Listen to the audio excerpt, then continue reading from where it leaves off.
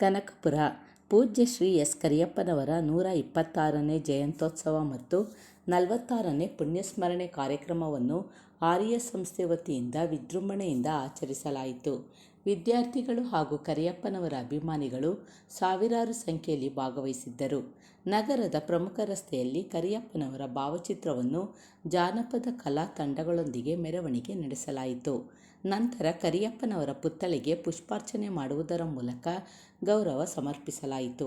ಕಾರ್ಯಕ್ರಮದಲ್ಲಿ ಆರ್ಎಸ್ ಸಂಸ್ಥೆ ಅಧ್ಯಕ್ಷರಾದ ಶ್ರೀಕಂಠು, ಮಾಜಿ ಸಂಸದರಾದ ಪಿಜಿಆರ್ ಸಿಂಧ್ಯಾ, ಸುವರ್ಣಮುಖಿ ಸಂಸ್ಕೃತಿ ಧಾಮದ ಸಂಸ್ಥಾಪಕ ಡಾಕ್ಟರ್ ಎಂ ನಾಗರಾಜು, ಪುಟ್ಟಸ್ವಾಮಿ, ಆಡಳಿತ ಮಂಡಳಿ ಸದಸ್ಯರುಗಳು ಕಾರ್ಯಕ್ರಮದಲ್ಲಿ ವೇದಿಕೆಯಲ್ಲಿ ಉಪಸ್ಥಿತರಿದ್ದರು.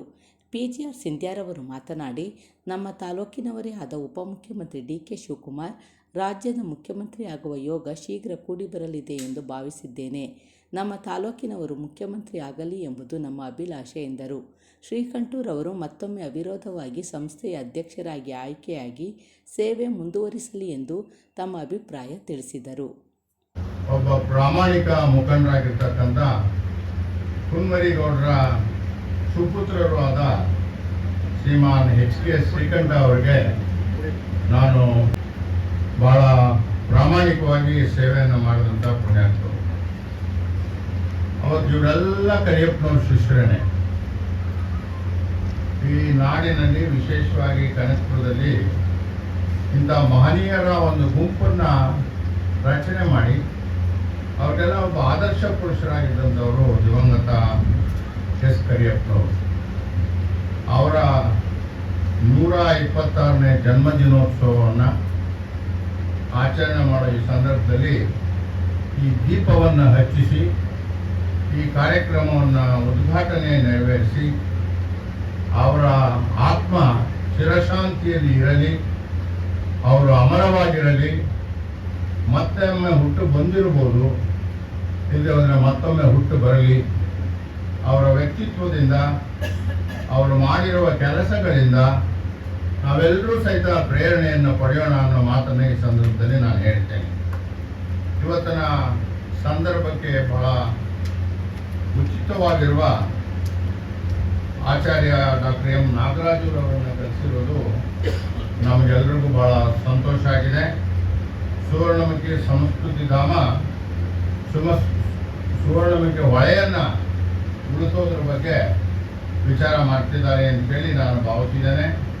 ನಾವೆಲ್ಲರೂ ಅವ್ರ ಜೊತೆಯಲ್ಲಿ ಸುವರ್ಣಮುಖಿ ನಮ್ಮ ಕನಕಪುರದ ಹೊಳೆಯನ್ನು ಉಳಿಸಲಿಕ್ಕೆ ಈ ಸಂದರ್ಭದಲ್ಲಿ ನಾವು ಪ್ರಯತ್ನ ಮಾಡೋಣ. ನಾವು ಕಸ ಹಾಕೋದನ್ನು ಅಟ್ಲೀಸ್ಟ್ ಕಡಿಮೆ ಮಾಡೋಣ ಅಂಥೇಳಿ ಈ ಸಂದರ್ಭದಲ್ಲಿ ನಾನು ಹೇಳ್ತೇನೆ.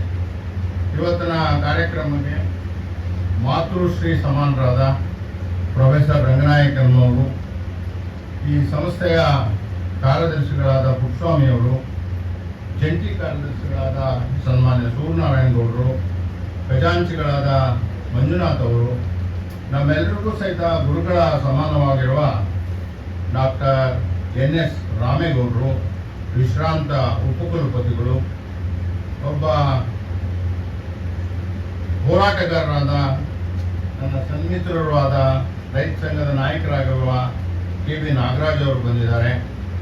ನಮ್ಮ ಮಳಗಾಡ್ ಲಿಂಗೇಗೌಡರು, ಈ ಒಂದು ತಾಲೂಕಿನಲ್ಲಿ ಮನೆ ಮಾತಾಗಿದ್ದಂಥ ಒಬ್ಬ ಶಾಸಕರು, ಅಲ್ಪ ಅವಧಿನಲ್ಲಿ ಅವರು ಶಾಸಕರಾಗಿದ್ರು ಬಹಳ ದೊಡ್ಡ ಹೆಸರನ್ನು ಸಂಪಾದನೆ ಮಾಡಿದವರು. ಅವರ ಸುಪುತ್ರರಾದ ಎಂ.ಎಲ್. ಶಿವಕುಮಾರ್ ಅವರು, ಮಲ್ಲೇಶಯ್ಯನವರು, ಶ್ರೀರಂಗಪಟ್ಟಣದ ಪುಟ್ಟಸ್ವಾಮಿಗೌಡರು ಮತ್ತು ಟ್ರಾನ್ಸ್ ಗ್ಲೋಬಲ್ ಪವರ್ ಸಂಸ್ಥೆಯ ಅಧ್ಯಕ್ಷರಾದ ಸುರೇಶ್ ಅವರು, ಇವರೆಲ್ಲರೂ ಬಂದಿದ್ದಾರೆ. ಇವರೆಲ್ಲರಿಗೂ ಸಹಿತ ನಾನು ನಮಸ್ಕಾರಗಳನ್ನು ಮಾಡ್ತೇನೆ. ಮತ್ತು ಶ್ರೀಕಂಠೂರು ಅವರಿಗೆ ನಾನು ಮೊದಲನೇದಾಗಿ ಅಭಿನಂದನೆಗಳನ್ನು ಸಲ್ಲಿಸ್ತೇನೆ. ಅವರು ಈ ಸಂಸ್ಥೆ, ಕರಿಯಪ್ಪನವ್ರ ವ್ಯಕ್ತಿತ್ವ ಮತ್ತು ನಾವೆಲ್ಲರೂ ಏನು ಪಣವನ್ನು ತೊಟ್ಟು ಅವರಿಗೆ ಈ ಸಂಸ್ಥೆಯನ್ನು ಉಳಿಸಲಿಕ್ಕೆ, ಕರಿಯಪ್ಪನವ್ರ ವಿಚಾರಗಳನ್ನು ಉಳಿಸಲಿಕ್ಕೆ, ಕರಿಯಪ್ಪನವ್ರ ವಿಚಾರಗಳನ್ನು ನಮ್ಮ ಹಿಂದುಗಡೆ ಕೊಡ್ತಿರ್ತಕ್ಕಂಥ ಮಕ್ಕಳು ಪ್ರೇರಣೆಯನ್ನು ಪಡೆದು ನಮ್ಮ ಜೀವನದಲ್ಲಿ ಅಳವಡಿಸ್ಕೊಳ್ಳಿಕ್ಕೆ ಬೇಕಾಗಿರ್ತಕ್ಕಂಥ ಎಲ್ಲ ವಿಚಾರಗಳನ್ನು ಸವಿಸ್ತಾರವಾಗಿ ತಿಳಿಸಿದ್ದಾರೆ. ಶ್ರೀಕಂಠನವರು ಒಬ್ಬ ಮುತ್ತುನಂಥ ಮನುಷ್ಯ. ಇವರು ನನ್ನ ಮೊದಲನೇ ಪರಿಚಯ ಶ್ರೀಕಂಠವ್ರ ಬಗ್ಗೆ ನಾನು ಕೇಳಿದ್ದೆ. ನಾನು ಶಾಸಕನ ಸಮರ್ಥ ನಾಯಕರಾಗ್ತಾರೆ ಅನ್ನೋದನ್ನು ನಾವೆಲ್ಲ ಗುರುತು ಮಾಡಿದ್ವಿ. ನಾನು ಎಚ್ ಡಿ ದೇವೇಗೌಡರು ನಾವೆಲ್ಲ ಅವರನ್ನು ಗುರುತಿಸಿದ್ವಿ. ಆದರೆ ಶ್ರೀಕಂಠರವರು ಬೇರೆ ರೀತಿಯಲ್ಲಿ ಕೆಲಸ ಮಾಡ್ಕೊಂಡೇ ಬಂದಿದ್ದಾರೆ. ಇವತ್ತು ಆ ತಮ್ಮತನವನ್ನು ಉಳಿಸ್ಕೊಂಡು ಅವರ ಸಹೋದ್ಯೋಗಿಗಳಾಗಿದ್ದಂಥ ಧ್ರುವನಾರಾಯಣ ಅವರು, ನಾನು ಧ್ರುವನಾರಾಯಣನ ನೆನೆಸ್ಕೊಳ್ತೇನೆ. ಒಬ್ಬ ಪರಿಶಿಷ್ಟ ಜಾತಿ ಪರಿಶಿಷ್ಟ ಪಂಗಡದಿಂದ ಬಂದಿದ್ದಂಥ ಒಬ್ಬ ಧೀಮಂತ ನಾಯಕ ಶ್ರೀನಿವಾಸ ಪ್ರಸಾದ್ ಬಿಟ್ಟ ಧ್ರುವನಾರಾಯಣ. ಅವರೆಲ್ಲರೂ ಇವರೆಲ್ಲ ಒಡನಾಡಿಗಳು. ನನಗಾಗಿ ಹೇಳೋರು, ಆಗಾಗ್ಗೆ ಹೇಳೋರು. ಇವರು ಅದಕ್ಕಿಂತ ದೊಡ್ಡ ಸ್ಥಾನಕ್ಕೆ ಹೋಗ್ಬೋದಾಗಿತ್ತು. ಅದನ್ನೆಲ್ಲ ಬಯಸದೆ ಎಲ್ಲೋ ಒಂದು ಕಡೆ ಸ್ವಲ್ಪ ಹಿಂಜರಿಕೆ, ಸ್ವಲ್ಪ ಒಂದು ರೀತಿಯಲ್ಲಿ ನಾನು ಅಂತ ಹೇಳ್ಕೊಳ್ತಕ್ಕಂಥದ್ದು ಬಹಳ ಕಡಿಮೆ ಶ್ರೀಕಂಠರು. ಅದನ್ನು ನಾನು ಗಮನಿಸಿದ್ದೇನೆ. ಒಂದ್ಸಾರಿ ಅವರು ಅಮೆರಿಕಾಗೇನೋ ಹೋಗ್ಬೇಕಾಗಿತ್ತು ಅಂತ ಕಾಣ್ತದೆ. ಆಗ ನಾನು ಗೃಹ ಮಂತ್ರಿನೂ ಏನೋ ಆಗಿದ್ದೆ. ವೀಸಾದಲ್ಲಿ ಸ್ವಲ್ಪ ಸಮಸ್ಯೆ ಇತ್ತು. ನನ್ನಲ್ಲಿ ಬಂದರು. ನಾನು ಬಹಳ ಸಂತೋಷದಿಂದ ಆ ಕೆಲಸಕ್ಕೆ ಒಂದು ದೂರವಾಣಿ ಮಾಡಲು ಏನಪ್ಪ ಇದೆ ಅಂತೇಳಿ ನಾನು ಬಹಳ ಸಂತೋಷದಿಂದ ಅದನ್ನು ಮಾಡಿಕೊಟ್ಟೆ. ಮತ್ತು ಅವ್ರು ಹೇಳಿದಾಗೆ 100 ಎಕರೆ ಜಮೀನಲ್ಲಿ ಬಹುಶಃ ಕನಕಪುರ ಅಷ್ಟೇ ಅಲ್ಲ, ಕರ್ನಾಟಕಕ್ಕೆ ಮಾದರಿಯಾಗಿರ್ತಕ್ಕಂಥ ಸೀಡ್ಸನ್ನು ಮಾಡ್ತಕ್ಕಂಥದ್ರಲ್ಲಿ ಫ್ಲಾರಿಕಲ್ಚರ್ ಜೊತೆಗೆ ಮಾಡೋದ್ರಲ್ಲಿ ನಮಗೆಲ್ಲ ಮಾರ್ಗದರ್ಶನ ಮಾಡೋರಿಗೆ ನಾನು ಅನೇಕ ಸಂದರ್ಭದಲ್ಲಿ ಹೇಳ್ತಾ ಇರ್ತೇನೆ. ಸಂಘ ಸಂಸ್ಥೆಗಳು ಬೆಳಿಬೇಕಾದ್ರೆ ಅದನ್ನು ಹುಟ್ಟು ಹಾಕಿದವರು, ಆ ಹುಟ್ಟು ಹಾಕಿದ ಮುಹೂರ್ತ ಮತ್ತು ಗಳಿಗೆ ಬಹಳ ಮುಖ್ಯವಾದಂಥವು. ನಾ ಹೇಳಿರ್ತೇನೆ ಕೇಳಿ, ಬಹಳ ಮುಖ್ಯವಾದದ್ದು. ಯಾವ ಗಳಿಕೆನಲ್ಲಿ ಗುರುಕಾರ ರಂಗೇಗೌಡರು, ಸುಬ್ರಾಯರು, ಇತರೆ ಮುಖಂಡರುಗಳ ಒಂದು ಸಹಕಾರದಿಂದ ಪೂಜ್ಯ ಕರಿಯಪ್ಪನವರು ಇದನ್ನು ಪ್ರಾರಂಭ ಮಾಡಿದ್ರು, ಆ ಗಳಿಗೆ ಈ ಸಂಸ್ಥೆಗೆ ನಿಮ್ಮಂಥ ಒಳ್ಳೆಯ ನಾಯಕರುಗಳು ನಿಮ್ಮ ಸಂಸ್ಥೆಯಲ್ಲಿರ್ತಕ್ಕಂಥ ಸಜ್ಜನ ವ್ಯಕ್ತಿಗಳನ್ನು ಕಳಿಸ್ಕೊಟ್ಟಿದೆ ಅಂತೇಳಿ ನಾನು ತಿಳಿದಿರ್ತಕ್ಕಂಥ. ಈ ಸಂಸ್ಥೆ ಬೆಳಿಬೇಕು ಅನ್ನೋದು ನಮ್ಮ ಹೃದಯದಲ್ಲಿರ್ತಕ್ಕಂಥ ವಿಚಾರ. ಬಹುಶಃ ಕರಿಯಪ್ಪ ಸಾಹೇಬರು ಮಾಡುವ ಹಾರೋಹಳ್ಳಿನಲ್ಲಿ ಒಂದು ಹೈಸ್ಕೂಲನ್ನು ಮಾಡದೆ ಹೋಗಿದ್ದಿದ್ರೆ ನಾನು ಈ ಮಟ್ಟಕ್ಕೆ ಬರೋಕ್ಕಾಗ್ತಾ ಇರಲಿಲ್ಲ. ದೊಡ್ಡಮರವಾಡಿನಲ್ಲಿ ವ್ಯವಸಾಯ ಮಾಡ್ಕೊಂಡು ನನ್ನ ಕ್ಲಾಸ್ಮೇಟ್ಸು ಭಾಳ ಜನ ಇದ್ದಾರೆ, 70-80 ಜನ, ಅದರಲ್ಲಿ 40 ಜನ ಬದುಕಿದ್ದಾರೆ. ಅವರಾಗೆ ನಾನು ಇರಬೇಕಾಗಿತ್ತು. ನಾನು ಸುಮಾರು 26 ಕಿಲೋಮೀಟ್ರು ಪ್ರತಿನಿತ್ಯವೂ ಸಹಿತ ನಡ್ಕೊಂಡು ಬಂದು ಮರಳವಾಡಿಯಿಂದ ಹಾರೋಹಳ್ಳಿನಲ್ಲಿ ಓದ್ತಾ ಇದ್ದೆ. ಕರಿಯಪ್ಪನವ್ರನ್ನ ನಾನು ಮೊದಲನೇ ಸಾರಿ ಭೇಟಿ ಮಾಡಿದಾಗ ಅವ್ರು ಯಾವಾಗ ಒಂದು ಕೊಡೆ ಹಿಡ್ಕೊಂಡಿರೋರು, ಈ ಡಾಕ್ಟ್ರಲ್ಲಿ ಹಿಡ್ಕೊಳ್ತಕ್ಕಂಥ ಒಂದು ಬ್ಯಾಗ್ ಇರ್ತಾ ಇತ್ತು ಅವ್ರ ಜೊತೆನೇ. ನಾನು ಸ್ವತಃ ನೋಡಿರೋದು ಹೇಳ್ತೀನಿ. ನಾನು ಮೊದಲನೇ ಸ್ಥಾನದಲ್ಲಿ ಕುಳಿತುಕೊಳ್ತಾ ಇದ್ದೆ. ಹಾರೋಹಳ್ಳಿನಲ್ಲಿ ಸತ್ತಾರ್ ಸಾಹೇಬರು, ಹೊಳ್ಳ ಅವರು, ಇವರೆಲ್ಲರ ಸಹಕಾರದಿಂದ ಎಲ್ ನರಸಿಂಹಯ್ಯನವರು, ಈಗ ಅವರು ಇನ್ನು ಬದುಕಿದ್ದಾರೆ, 90 ವರ್ಷ ಅವ್ರಿಗೆ, ಗಾಂಧಿವಾದಿಗಳು, ಅವರೆಲ್ಲರ ಸಹಕಾರದಿಂದ ಒಂದು ಶಾಲೆಯನ್ನು ಪ್ರಾರಂಭ ಮಾಡಿದ್ರು. ಯಾಕಂದರೆ ಮರವಾಡಿ ಹಾರೋಹಳ್ಳಿ ಹೋಬಳಿನಲ್ಲಿ ಹೈಸ್ಕೂಲೆಲ್ಲ ಮಿಡ್ಲ್ ಸ್ಕೂಲ್ಗಳೇ 2-3 ಇರ್ತಾಯಿತ್ತು. ಅಂಥ ಸನ್ನಿವೇಶದಲ್ಲಿ ಅದನ್ನು ಪ್ರಾರಂಭ ಮಾಡಿ ನನ್ನಂಥವರು, ಸಿದ್ದಯ್ಯನಂಥವ್ರು, ಅವರು IAS ಅಧಿಕಾರಿಗಳು, ಇನ್ನೂ ಅನೇಕ ಜನ IAS ಕಳಿಸ್ಬೇಕಾದ್ರೆ ಆ ಹಾರೋಹಳ್ಳಿ ಶಿಕ್ಷಣ ಸಂಸ್ಥೆ, ಕರಿಯಪ್ಪನವರು ಒಂದು ಉಪಸಂಸ್ಥೆ ಯಾವ ರೀತಿ ಸಾತ್ನೂರಲ್ಲಿ ಮಾಡಿದ್ರು, ಅದಕ್ಕೆ ಮುನ್ನ ಮರಳವಾಡಿನಲ್ಲಿ ಮಾಡಿ ನನಗೆ ಗ್ರಾಮರ್ ಹೇಳ್ಕೊಡೋರು. ನಾನು ಯಾವತ್ತೂ ಸಹಿತ ಇಂಗ್ಲೀಷಲ್ಲಿ ನಾನು ಸ್ವಲ್ಪ ವೀಕೇನೆ. ಇವತ್ತಿಗೂ ನನ್ನ ಇಂಗ್ಲೀಷ್ ಅಷ್ಟು ಚೆನ್ನಾಗಿಲ್ಲ. ಅದು ಈಗ ಭಾಷಾಂತರ ಆಗಿರೋದ್ರಿಂದ, ಆಟೋಮೆಟಿಕ್ ಭಾಷಾಂತರಗಳು ಬಂದಿರೋದ್ರಿಂದ ಸ್ವಲ್ಪ ಹೆಚ್ಚು ಕಡಿಮೆ ಆದರೂ ಅದೇ ಗ್ರಾಮರನ್ನು ಸರ್ ಮಾಡಿಬಿಡ್ತದೆ. ನನಗೆ ಗ್ರಾಮರ್ ಬರ್ತಾ ಇರಲಿಲ್ಲ, ಕಬ್ಬಣದ ಕಡಲೆ. ಆ ಸಂದರ್ಭದಲ್ಲಿ ಆ ಕೊಡೆಯಿಂದ ನಮ್ಮ ಕಿವಿಯವರು, ನೀನು ರಾಯರ ಮಗ ಅಲ್ವೇನೋ ಅನ್ನೋರು. ಅಂದರೆ ನಮ್ಮ ತಂದೆಯವರು ಅವರು ಬಹಳ ಆಪ್ತರು. ಅವರು ಈ RES ಸಂಸ್ಥೆಯ ಸದಸ್ಯರಾಗಿದ್ದರು. ಒಂದು ಕಾಲದಲ್ಲಿ ಕರಿಯಪ್ಪನವರೇ ಮಾಡಿಸಿದ್ರು. ಕಿವಿಯವರು ಕೊಡೆ ತಗೊಂಡ್ರೆ ಸರಿಯಾಗಿ ಕಲಿ, ಯಾಕೆ ನೀನು ಕಲಿತಿಲ್ಲ ಅಂತೇಳಿ ಹೋದ ವಾರ ಅವರು ಒಂದೇ ಪೀರಿಯಡ್ ತಗೊಳ್ತಾ ಇದ್ದು, ಒಂದು ವಾರದಲ್ಲಿ. ಲಾಸ್ಟ್ ಪೀರಿಯಡಲ್ಲಿ ಏನು ಹೇಳ್ಕೊಟ್ಟಿದ್ರು ಅದನ್ನ ಈ ಪೀರಿಯಡಲ್ಲಿ ಹೋಮ್ವರ್ಕ್ ಮಾಡಿದೀಯಾ, ಕಲ್ತಿ ಎದ್ದಿದ್ದು ಹೇಳು ಅಂತ ಹೇಳೋರು. ನಾನು ಅದನ್ನು ಬರೀಲಿಕ್ಕೆ ಸಾಧ್ಯ ಇಲ್ಲ. ಶನಿವಾರ ಕ್ಲಾಸಸ್ ಆದಮೇಲೆ ಆ ಕೊಡೆ, ಆ ಬ್ಯಾಗ್ ಹಿಡ್ಕೊಂಡು ನಾವೆಲ್ಲ ಬಸ್ಸಿಗೆ ಕಾಯ್ತಾ ಇದ್ದೋ, ಬಿಸಿಲಲ್ಲಿ ನಡ್ಕೊಂಡು ಹೋಗೋದು ಕಷ್ಟ ಅಂತೇಳಿ. ಆದರೆ ಅವರು ನಡ್ಕೊಂಡೇ ಗಾಂಧಿ ಫಾರಮ್ವರೆಗೂ ಸಹಿತ ಬರೋರು. ಗಾಂಧಿ ಫಾರಮ್ ಬಂದುವಾಗಿನೂ ಮನೆ ಇರಲಿಲ್ಲ, ಒಂದು ಗೋಡೆ ಇತ್ತು ಅಷ್ಟೇನೆ, ಅದರ ಮೇಲೆಲ್ಲ ಗುಡ್ಲು. ಆದರೆ ಅಲ್ಲೇ ವಾಸ ಮಾಡ್ತಾ ಇದ್ದೆ. ಇದನ್ನು ನಾನು ನನ್ನ ಜೀವನದಲ್ಲಿ ಯಾವತ್ತೂ ಸಹಿತ ಮರೀಲಿಕ್ಕೆ ಆಗಿಲ್ಲ. ಕರಿಯಪ್ಪನವ್ರ ಜೊತೆಯಲ್ಲಿ ತಾವೇನು ರಾಷ್ಟ್ರೀಯ ಶಿಕ್ಷಣ ಸಂಸ್ಥೆ RV ಕಾಲೇಜ್ ಹೇಳಿದ್ರೆ, ಅದನ್ನು ಪ್ರಾರಂಭದ ಕಮಿಟಿನಲ್ಲಿ ದಿವಂಗತ ಕರಿಯಪ್ಪನವರು ಇದ್ದು. ಅದನ್ನು ಪ್ರಾರಂಭ ಮಾಡಿದವರು ಎಂ ಶಿವಾನಂದ ಶರ್ಮಾ ಅವರು. ಈಗ ಶ್ಯಾಮ್ ಬಂದಿದ್ದಾರೆ. ಶ್ಯಾಮ್ ಅವ್ರ ತಂದೆ ಪಾಟನ್ ಶೆಟ್ರ್ ಇದ್ರು, ಪಾಟನ್ ಶೆಟ್ರ್ ಮುಂದೆ ಕಸ್ತೂರನ್ ಶೆಟ್ರ್ ಇದ್ರು, ಅವರೆಲ್ಲ ಇದ್ದಾರೆ. ಈಗ ಪ್ರಾರಂಭ ಮಾಡಿದಾಗ ತಾವು ನೋಡ್ಬೋದು, RV ಹೈಸ್ಕೂಲ್ ಅಂತ ಇದೆ.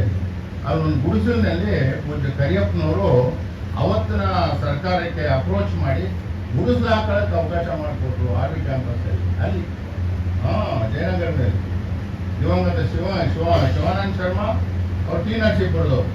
ಇವರಿಬ್ಬರು ಸ್ವಾತಂತ್ರ್ಯ ಹೋರಾಟಗಾರರು, ಜೈಲಲ್ಲಿ ಜೊತೆಲಿ ಇದ್ರಂತೆ. ಅದರ ಪ್ರೇರಣೆಯನ್ನು ಪಡೆದು ಕರಿಯಪ್ಪನವರು ಇಲ್ಲಿ ಮಾಡೋದಲ್ಲದೆ ಅಲ್ಲೂ ಸಹಿತ RV ಕಾಲೇಜಿನ ನಾನು ಇಂಜಿನಿಯರಿಂಗ್ ಸೇರಿದ್ದು 67ನೇ ಇಸ್ವಿನಲ್ಲಿ. ನನಗೆ ಗುಲ್ಬರ್ಗಾದಲ್ಲಿ ಸೀಟ್ ಸಿಕ್ಕಿತ್ತು, ಗೌರ್ಮೆಂಟ್ ಸೀಟು. ಕರಿಯಪ್ಪನವರು ಆಗ ದಿವಂಗತ MK ಪಾಂಡುರಂಗ ಶೆಟ್ಟರ್ ತಂದೆ ಅಧ್ಯಕ್ಷರು, DA ಪಾಂಡು ಸೆಕ್ರೆಟರಿ. ಅವ್ರು ಫೋನ್ ಮಾಡಿ, ನೋಡ್ರಿ ನಮ್ಮ ರಾಯರ ಮಗ ಅವ್ನು ಗುಲ್ಬರ್ಗ ಎಲ್ಲ ಹೋಗೋಕ್ಕಾಗೋದಿಲ್ಲ, ಇಲ್ಲೇ ಒಂದು ಸೀಟ್ ಕೊಟ್ಬಿಟ್ರಿ ಅಂತ ಹೇಳೋದು. ನಾನು RV ಕಾಲೇಜಲ್ಲಿ ಇಂಜಿನಿಯರಿಂಗ್ ಪಾಸ್ ಮಾಡಬೇಕಾದ್ರೆ ಸೀಟ್ ಕೊಡಿಸ್ತಾರೆ ಕರಿಯಪ್ಪನವರು. ಶಿವಾನಂದ ಶರ್ಮರು ಈಗ ನೀವು ಹೇಳಿದ್ರ ಚುನಾವಣೆ ಇದೆ ಮೇನಲ್ಲಿ, ಪ್ರಜಾಪ್ರಭುತ್ವ, ಯಾರಿಗೆ ಬೇಕಾದರೂ ಆಯ್ಕೆ ಮಾಡ್ಕೋಬೋದು ಅಂತ ಹೇಳಿ ಶಿವಾನಂದ ಶರ್ಮರು ಈಗ ಅವ್ರ ಹೆಸರು ಹೇಳ್ತಾರೆ ಅನ್ನೋ ನನಗೆ ಗೊತ್ತಿಲ್ಲ. ನಾನು ಶ್ಯಾಮ್ಗೆ ಹೇಳ್ತೀನಿ, ಏನಾದರೂ ಮಾಡಯ್ಯ ಅವ್ರ ಹೆಸರಲ್ಲಿ. ಅವ್ರ ಮಗ ನನ್ನ ಕ್ಲಾಸ್ಮೇಟು, ಅಮೆರಿಕದಲ್ಲಿ ನಾನು. ಹಾಗೆ ನಾನು ಅದನ್ನು ಸ್ಮರಿಸ್ಕೊಳ್ಳಿಕ್ಕೆ ಬಯಸ್ತೇನೆ. ಕರಿಯಪ್ಪನವರ ಒಂದು ಕಾಂಟ್ರಿಬ್ಯೂಷನನ್ನು ನಾನು ನೆನಪಿಸ್ಕೊಳ್ಳಿಕ್ಕೆ ಬಯಸಿದ್ದೇನೆ. ಮತ್ತು 1962ನೇ ಇಸ್ವಿನಲ್ಲಿ ಅವರು ಕನಕಪುರದಿಂದ ಶಾಸಕರಾಗಿದ್ದರು, ಸಾತ್ನೂರಿಂದ ಶಾಸಕರಾಗಿದ್ದರು, ನನಗೆ ಮರೆತಿದ್ದೀನಿ ನಾನು. ಆ ಸಂದರ್ಭದಲ್ಲಿ ಈ ಚೈನಾ ಅಗ್ರೆಷನ್ ಆಯಿತು. ಕರಿಯಪ್ಪನವ್ರು ಮನೆಗೆ ಹೋಗಿ ಅದೊಂದು ಕರೆ ಕೊಟ್ಟರು, ಪಂಡಿತ್ ಜವಾಹರ್ಲಾಲ್ ನೆಹರು. ಇಡೀ ದೇಶಕ್ಕೆ ಹಣವನ್ನ, ಚಿನ್ನವನ್ನ, ಬೆಳ್ಳಿಯನ್ನ ಎಲ್ಲರೂ ಕೊಡಬೇಕು ಅಂತ ಹೇಳಿ. ಆಗ ನಾವು ಹೊಸ ಮನೆ ಕಟ್ತಾ ಇದ್ವಿ, ಮಾಡಿ ಮನೆನ. ನನಗೆ ಇನ್ನೂ ಚೆನ್ನಾಗಿ ಜ್ಞಾಪಕ ಇದೆ ಕಣ್ಮುಂದೆ. ಕರಿಯಪ್ಪನವರು ಪಕ್ಷಾತೀತವಾಗಿ, ಹೌದು ಎಂ ವಿ ರಾಜಶೇಖರನ್ರವರು ನಮ್ಮೂರಿನವರು, ಅವ್ರಿಗೂ ಕರಿಯಪ್ಪನವ್ರಿಗೂ ಅಷ್ಟಕ್ಕಷ್ಟೇ. SLN ಶಾಸ್ತ್ರಿಯವರು, ಅವ್ರಿಗೂ ಕರಿಯಪ್ಪನವ್ರಿಗೂ ಅಷ್ಟಕ್ಕಷ್ಟೇ. ಪಕ್ಷ ಭೇದವನ್ನು ಮರೆತು ಇದು ರಾಷ್ಟ್ರದ ಕೆಲಸ ಅಂತ ಹೇಳಿ ಕರೆಸಿ ಅನೇಕ ಹೆಣ್ಣು ಮಕ್ಕಳು ಬಂದು ಚೈನನ್ನು ಕೊಟ್ಟಿರೋದು ನನ್ನ ಕಣ್ಮುಂದೆ. ಅವತ್ತಿನ ಕಾಲದಲ್ಲಿ ಸಾವಿರಾರು ರೂಪಾಯಿಗಳನ್ನು ಸಂಗ್ರಹ ಮಾಡಿ ಸರ್ಕಾರಕ್ಕೆ ಕೊಟ್ಟಂಥದ್ದು ನಾನು ಮರೀಲಿಕ್ಕೆ ಸಾಧ್ಯ ಇಲ್ಲ. ಅಂದರೆ ದುರಂತ. ನಾವೆಲ್ಲ ಹೇಳ್ಕೊಳ್ತೀವಿ ಕರಿಯಪ್ಪನವರು ಬಹಳ ಮಾಡಿದ್ರು ಅಂತೇಳಿ. ಕರಿಯಪ್ಪನವ್ರ ಕೀರ್ತಿ ಕನಕಪುರಕ್ಕಷ್ಟೇ ಸೀಮಿತವಾಗಿಲ್ಲ. ನೀವು ಮೈಸೂರವರೆಗೂ ಹೋಗಿ, HD ಚೌಡಯ್ಯ, G ಮಾದೇಗೌಡರು, ಬಳ್ಳಿಗೌಡರು, ಬಳ್ಳಿ ಸಿದ್ದೇಗೌಡರು, SM ಲಿಂಗಪ್ಪನವರು, ಇವರೆಲ್ಲರೂ ಸಹಿತ ಕರಿಯಪ್ಪನವ್ರನ್ನ ನಮ್ಮ ಗುರುಗಳು ಅಂತೇಳಿ ಸ್ಮರಿಸ್ಕೊಳ್ತಾರೆ. ಮೈಸೂರು ವಿಶ್ವವಿದ್ಯಾಲಯದ ಉಪಕುಲಪತಿಗಳು ಒಬ್ಬರನ್ನು ಬಿಟ್ಟರೆ ಬಾಕಿಯವರೆಲ್ಲರೂ ಕರಿಯಪ್ಪನವ್ರ ಶಿಷ್ಯರು ಅಂತೇಳಿ ಬಹಳ ಹೆಮ್ಮೆಯಿಂದ ಹೇಳ್ಕೊಳ್ತಾರೆ ಇವತ್ತಿಗೂ ಸಹಿತ. ಸರ್ಕಾರದಲ್ಲಿರ್ತಕ್ಕಂಥ ವಿವಿಧ ಇಲಾಖೆಗಳಲ್ಲಿರ್ತಕ್ಕಂಥ ಅನೇಕ ಅಧಿಕಾರಿಗಳು ನಾವು ಕರಿಯಪ್ಪನವ್ರ ಶಿಕ್ಷಣ ಸಂಸ್ಥೆಯಿಂದ ಬಂದವರು ಅಂತಕ್ಕಂಥದ್ದನ್ನು ಹೇಳ್ತಾರೆ. ಆದರೆ ರಾಜಕಾರಣಿಗೂ, ಅಭಿವೃದ್ಧಿ ಕೆಲಸಗಳಿಗೂ, ಸಾಮಾಜಿಕ ಕೆಲಸಗಳಿಗೂ ಸಂಬಂಧ ಇಲ್ಲ ಅನ್ನೋದನ್ನು ನಾವು ತಿಳ್ಕೋಬೇಕು. ಕರಿಯಪ್ಪನವ್ರ ಪೂಜ್ಯರು, ಅವ್ರ ಫೋಟೋಗಳು ಇನ್ಯಾರ ಫೋಟೋನು ಗಾಂಧಿ, ನೆಹರು, ಲಾಲ್ ಬಹದ್ದೂರ್ ಶಾಸ್ತ್ರಿ ಮತ್ತೆ ಸುಭಾಷ್ ಚಂದ್ರ ಬೋಸ್ ಬಿಟ್ರೆ ಹಳ್ಳಿಗಳಲ್ಲಿ ಯಾರ ಮನೆಯಲ್ಲೂ ಸಹಿತ ಯಾವ ಫೋಟೋನು ಇಟ್ಕೊಳ್ಳಲ್ಲ, ದೇವ್ರ ಫೋಟೋ ಇಟ್ಕೊತಾರೆ. ಆದ್ರೆ ಕರಿಯಪ್ಪನವ್ರ ಫೋಟೋ ಇದೆ, ಅವ್ರು ಪೂಜೆ ಮಾಡ್ತಾರೆ. ಇವತ್ತಿಗೂ ಪೂಜೆ ಮಾಡೋರು ಇದ್ದಾರೆ. ಯಾಕೆ ಅಂದ್ರೆ ಅವರು ನುಡಿದಂತೆ ನಡೆದವರು, ಕಚ್ಚೆ ಮತ್ತು ಕೈಯನ್ನ ಬಿಗಿಯಾಗಿ ಇಟ್ಕೊಂಡಿದ್ದವರು. ಅವರು ಮನುಷ್ಯರೇನೆ, ಬಹಳ ಪ್ರಾಮಾಣಿಕವಾಗಿರ್ತಕ್ಕಂಥ ವ್ಯಕ್ತಿಯಾಗಿದ್ದು. ಈಗೂ ತಾವು ತಿಳ್ಕೋಬೇಕು, ಗಾಂಧಿಯನ್ನ ಟೀಕೆ ಮಾಡ್ತಕ್ಕಂಥ ಜನ ಹುಟ್ಟಿದ್ದಾರೆ, ನೆಹರು ಅವರನ್ನ ಟೀಕೆ ಮಾಡ್ತಕ್ಕಂಥ ಜನ ಹುಟ್ಟಿದ್ದಾರೆ. ಅವ್ರು ಹೇಳಿದಂತ ನೀತಿ ಮಾರ್ಗದಲ್ಲಿ ಹೋದ್ರೆ ಇವತ್ತು ಸುಭದ್ರವಾಗಿ ಇಡೀ ವಿಶ್ವಗುರು ನಿಜವಾಗಿಯೂ ಸಹಿತ ಭಾರತ ಆಗ್ಬೋದು. ಅಂದ್ರೆ ಅವ್ರನ್ನ ಟೀಕೆ ಮಾಡ್ತಕ್ಕಂಥ ಜನಗಳು ನಮ್ಮ ಮಧ್ಯೆ ಇದ್ದಾರೆ. ಏನು ಮಾಡೋಕ್ಕಾಗೋದಿಲ್ಲ, ಅದಿರೋದೇನೆ. ಅಂಥ ಜನರನ್ನ ನನಗೆ ಬಹಳ ನೋವಿನಿಂದ ಈ ಮಾತನ್ನು ಹೇಳಕ್ಕೆ ಬರ್ತೇನೆ. 1980ನೇ ಇಸ್ವಿನಲ್ಲಿ ಲೋಕಸಭಾ ಚುನಾವಣೆ ನಡೆದಾಗ ಕರಿಯಪ್ಪನವರು ಅವರು ಲೋಕಸಭೆಗೆ ಹೋಗ್ಬೇಕು ಅಂತ ಬಯಸಿದವರಲ್ಲ. ನಾನು ನಮಗೆಲ್ಲ ಗೊತ್ತಿರೋ ಹಾಗೆ ದೇವರಾಜ ಅರಸು ಅವ್ರಿಗೆ ಬಹಳ ಆಪ್ತನಾಗಿದ್ದವನು. ದೇವರಾಜ ಅರಸು ಅವರು ಇಲ್ಲಿ ಅಬಾಯಿಲಿ ಅಂತ ಕರೆಯೋರು. ಏನು ಸರ್ ನಿಮ್ ಕರಿಯಪ್ಪ ನೋಡಯ್ಯ, ನನಗೆ ಮಂತ್ರಿ ಮಾಡ್ತೀನಿ ಬಂದು ಸೇರ್ಕೊಳ್ಳಪ್ಪ ಅಂತ ಹೇಳಿದ್ರೆ ನನಗೆ ಮಂತ್ರಿಗಿರಿ ಬೇಡ, ಆ ದೊಡ್ಡಬಳ್ಳಾಪುರದ ರಾಮೇಗೌಡ ಇದ್ದಾನೆ, ಅವನು ಬಾಯಿ ಬೆಳ್ಕತ್ತವನೇ ಮಂತ್ರಿ ಮಾಡಿ ಅಂತ. ನಾವು ಯಾವಾಗೂ ನೀತಿ ನಿಮ್ಮ ಜೊತೆಯಲ್ಲಿ ಇಂದಿರಾ ಗಾಂಧಿ ಜೊತೆಲಿ ಇರೋನು, ನನಗ್ಯಾಕೆ ಮಾಡ್ತೀರಾ, ರಾಮೇಗೌಡರಿಗೆ ಮಾಡಿ ಅಂತೇಳಿ ರಾಮೇಗೌಡರಿಗೆ ಮಂತ್ರಿ ಮಾಡಿಸಿದವರು ದಿವಂಗತ ಕರಿಯಪ್ಪನವರು. ಉಳಿದನ್ನು ನಾನು ಹೇಳಕ್ ಹೋಗೋದಿಲ್ಲ. ಅವತ್ತಿನ ಕಾಲ ಹೇಗಿತ್ತು, ಇವತ್ತಿನ ಕಾಲ ಹೇಗಿತ್ತು, ಇವತ್ತು ಯಾರಾದರೂ ಮಂತ್ರಿಗಳನ್ನು ಮಾಡಿಸಿದ್ರೆ ಅವ್ರ ಮಕ್ಕಳನ್ನ ಬಿಟ್ಟು ಇನ್ಯಾರನ್ನಾದ್ರೂ ಮಾಡಿಸ್ತಾರ, ಇದೆಲ್ಲ ತಾವೇ ಯೋಚನೆ ಮಾಡಬೇಕು. ನಾನೇನು ಅದನ್ನ ಈ ಸಭೆಯಲ್ಲಿ ಹೇಳಕ್ ಬಯಸೋದಿಲ್ಲ. ಬೇರೆ ಕಡೆ ವೇದಿಕೆಗಳೆಲ್ಲ ಮಾತಾಡುವ ಅದನ್ನು ಈ ಸಭೆಯಲ್ಲಿ ನಾನು ಹೇಳಕ್ ಬಯಸೋದಿಲ್ಲ. ನಿಮ್ಮ ತಂದೆಯವರು ನೀನು MLA ಆಗಬೇಕು ಅಥವಾ ನೀನು ಸಾರ್ವಜನಿಕ ಸೇವೆ ಬರಬೇಕು ಅಂತ ಬಯಸಿರ್ಲಿಲ್ಲ. ನಿಮ್ಗೇನು ಗೊತ್ತೇ ಇಲ್ಲ. ಅವ್ರ ಮಾರ್ಗನೇ ಬೇರೆ ಇತ್ತು. ನಾವೆಲ್ಲ ತಿಳ್ಕೋಬೇಕಾಗಿದೆ. ನನಗನ್ನಿಸ್ತದೆ ಕರಿಯಪ್ಪನವರು ಇವಾಗ ಗ್ರೇಟೆಸ್ಟ್ ಆಫ್ ದ ಗ್ರೇಟ್. ಅದರಲ್ಲಿ ಏನು ಸಂಶಯ ಇಲ್ಲ. ನಮ್ಮ ಮಕ್ಕಳು ತಿಳ್ಕೋಬೇಕಾಗಿರೋದು ಬಹಳ ಇದೆ. ಇಷ್ಟೆಲ್ಲ ಸಂಸ್ಥೆಯನ್ನು ಕಟ್ಟಿ ಒಬ್ಬ ವ್ಯಕ್ತಿ, ಒಂದು ಇಂಡಿವಿಜುವಲ್, ಒಂದು ಗುಂಪನ್ನು ತಯಾರು ಮಾಡೋದು. ಎಲ್ಲ ಹೋಬಳಿಗಳಲ್ಲಿ, ಮರವಾಡಿ ಹೋಬಳಿ, ಕೋಡಳ್ಳಿ ಹೋಬಳಿ, ಸಾತ್ನೂರು, ಈ ಕಡೆ ಹಾರೋಹಳ್ಳಿ, ಎಲ್ಲ ಕಡೆಗಳಲ್ಲೂ ಒಂದು ಗುಂಪನ್ನು ತಯಾರು ಮಾಡಿ ಯಾರು ಸಮಾಜದ ಪರವಾಗಿರ್ತಕ್ಕಂಥ ಜನ ಇದ್ದಾರೆ ಅವರನ್ನು ಗುರುತು ಮಾಡಿ ತಾನೊಬ್ಬನೇ ಬೆಳೆಯೋದಲ್ಲ, ತನ್ನ ಜೊತೆಯಲ್ಲಿ ಜನಗಳನ್ನು ಬೆಳೆಸಿದಂಥ ಧೀಮಂತ ನಾಯಕರು ಅಂತ ಹೇಳಿದ್ರೆ ಕರಿಯಪ್ಪನವರು. ನೋಡಿ, ಅವರು ಜಾತ್ಯಾತೀತ ಅಂತಕ್ಕಂಥ ಒಂದು ಶಬ್ದವನ್ನು ಉಪಯೋಗಿಸೋದ್ರಿಂದ ನಾನು ಹೇಳಲಿಕ್ಕೆ ಬಯಸ್ತೇನೆ. ಕರಿಯಪ್ಪನವರು ಹುಟ್ಟಾಕಿದ ವ್ಯಕ್ತಿಗಳು. ಮರವಾಡಿನಲ್ಲಿ ಒಬ್ಬ ಅಲ್ಲಿ ಸಾಲು, ಇವತ್ತಿಗೂ ಸಹಿತ ಅಲ್ಲಿ ಮುರ್ತೂರು ಅವ್ರ ಮನೆ ನಮ್ಮ ಹೋಬಳಿಯ ಒಬ್ಬ ದೊಡ್ಡ ಮನೆ. ಅದನ್ನು ಹುಟ್ಟಾಕಿ ಬೆಳೆಸಿದವರು ಶ್ರೀಮಾನ್ ಕರಿಯಪ್ಪನವರು. ಆಮೇಲೆ ಬರ್ತೀನಿ. ಅದಾದ್ಮೇಲೆ ನಮ್ಮೂರಿನಲ್ಲಿ ಮರಾಠಗರು ಇರೋದೇ, ರಾಯರು ಇರೋದೇ ಬರೀ ಕಡಿಮೆ. ಒಂದು 50 ಮನೆ 40 ಮನೆ ಇರ್ಬೋದು ರಾಯರುಗಳು. ಅಲ್ಲಿ ಪಾಂಡವರಾವ್ ಸಿಂಜೆ ಅವ್ರನ್ನ ಗುರುತು ಮಾಡಿದ್ರು. 40 ವರ್ಷ ಚೇರ್ಮನ್ ಮಾಡಿಸಿದ್ರು. ಇದನ್ನು ಮಾಡಿದ್ರು. RS ಸಂಸ್ಥೆಗೆ ಒಬ್ಬ ಆಡಳಿತ ಸಂಸ್ಥೆ ಸದಸ್ಯರನ್ನಾಗಿ ಮಾಡ್ಕೊಂಡ್ರು. ಅವ್ರು ನಮ್ಮ ತಂದೆ. ಚಲುವೇಗೌಡರನ್ನು ಬೆಳೆಸಿದ್ರು. ಚಲುವೇಗೌಡರು, ಪೇಟ್ಲೆ ಚಲುವೇಗೌಡರು ಅಂತ ಹೇಳಿದ್ರೆ ಬಹಳ ಧೀಮಂತ ವ್ಯಕ್ತಿಯವರು. ಅವ್ರ ತಮ್ಮ ಅಮೆರಿಕಾದಲ್ಲೂ ಕೆನಡಾದಲ್ಲಿ ಹೋಗಿ ಪ್ರೊಫೆಸರ್ ಆಗಿ ಬಂದು ಹಾಸನ್ ಮಲ್ನಾಡ್ ಇಂಜಿನಿಯರಿಂಗ್ ಕಾಲೇಜಲ್ಲಿ ಲೆಕ್ಚರರ್ ಆಗಿದ್ದವರು. ಅವ್ರನ್ನ ಬೆಳೆಸಿದ್ರು. ಹಾರೋಹಳ್ಳಿನಲ್ಲಿ ಒಬ್ಬ ಬ್ರಾಹ್ಮಣ, ರಾಮದೇವಳ್ಳ ಸಾಹೇಬರು, ಸತ್ತಾರ್ ಸಾಹೇಬರು, ಒಬ್ಬ ಮುಸಲ್ಮಾನರು, ಎಲ್ಲ ಜಾತಿಯವ್ರನ್ನ ಬೆಳೆಸಿದ್ರು.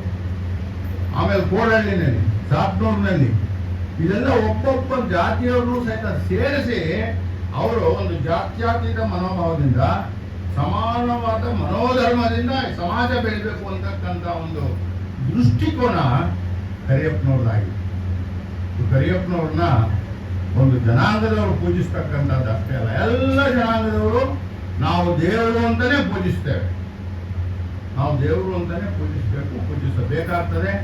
ಅವರು ಮಂತ್ರಿಗಳಷ್ಟೇ ಅಲ್ಲ, ಮುಖ್ಯಮಂತ್ರಿಗಳು ಆಗ್ಬೋದಾಗಿತ್ತು, ಬಯಸಿದ್ದಿದೆ. ಆದರೆ ರಾಜಕೀಯದಲ್ಲಿ ಯಾವ ರೀತಿ ಗ್ರಾಮ ಪಂಚಾಯತ್ ಅವರು ಹೇಳಿದ್ರು ಎಲ್ಲ ನಾನು ಏನೇನು ಹೇಳ್ಬೇಕು ಅಂತಿದ್ದೆ ಅದರ ಮುಖಾಲ್ ಭಾಗ ಶ್ರೀಕಂಠ ಹೇಳ್ಬಿಟ್ಟಿದೆಯಪ್ಪ. ಇವತ್ತಿನ ಚುನಾವಣಾ ಪದ್ಧತಿ, ಇವತ್ತಿನ ಕುತಂತ್ರಗಳು, ಇವತ್ತಿನ ವರಸೆಗಳು, ಅದೆಲ್ಲ ಬಹಳ ಬೇರೆ ಬೇರೆ ಆಗೋಗ್ಬಿಟ್ಟದೆ. ಅದೆಲ್ಲ ಸ್ವಲ್ಪ ಭಾಗ ಕರಿಯಪ್ಪನವ್ರು ಮಾಡಿದ್ರು ಸಹಿತ ಬಹುಶಃ ಇವರೇ ಮುಖ್ಯಮಂತ್ರಿಗಳು ಸುಲಭವಾಗಿ ಆಗ್ಬೋದಾಗಿತ್ತು. ಇಂದಿರಾ ಗಾಂಧಿ ದೇಶದ ಮಹಾನ್ ನಾಯಕಿ ಆಗಿ, ಪ್ರಪಂಚದ ಮಹಾನ್ ನಾಯಕಿ, ಪ್ರಾಣವನ್ನು ಕೊಟ್ಟವಳು ದೇಶಕ್ಕೋಸ್ಕರ. ಆಕೆ ಸಿಖ್ಖರ ವಿರುದ್ಧವಾಗಿ ಅಮೃತ್ಸರದಲ್ಲಿ ಬುಲ್ಡೋಸರ್ ಕಳಿಸದೆ ಹೋಗಿದ್ದಿದ್ರೆ ಯಾರು ಅವರು ಕೊಡ್ತಾ ಇದ್ರು? ದೇಶದ ಮಹಾನ್ ನಾಯಕಿ. ಅಂಥ ಒಬ್ಬ ನಾಯಕಿ ಕರಿಯಪ್ಪನವ್ರನ್ನ ಬಹಳ ಪ್ರೀತಿ ಮಾಡಿದ್ರು ಅನ್ನೋ ಕಾರಣಕ್ಕೇನೆ ಈ ಒಂದು ಪುಣ್ಯ ಸ್ಥಳಕ್ಕೆ ಅವ್ರು ಬಂದು ಹೋಗಿದ್ದಾರೆ. ಇಷ್ಟೆಲ್ಲ ಶಕ್ತಿ ಇದ್ದಂಥ ಕರಿಯಪ್ಪನವರು ನಾವು ಬಹಳ ಹೆಮ್ಮೆಯಿಂದ ಹೇಳ್ಕೋಬಹುದು.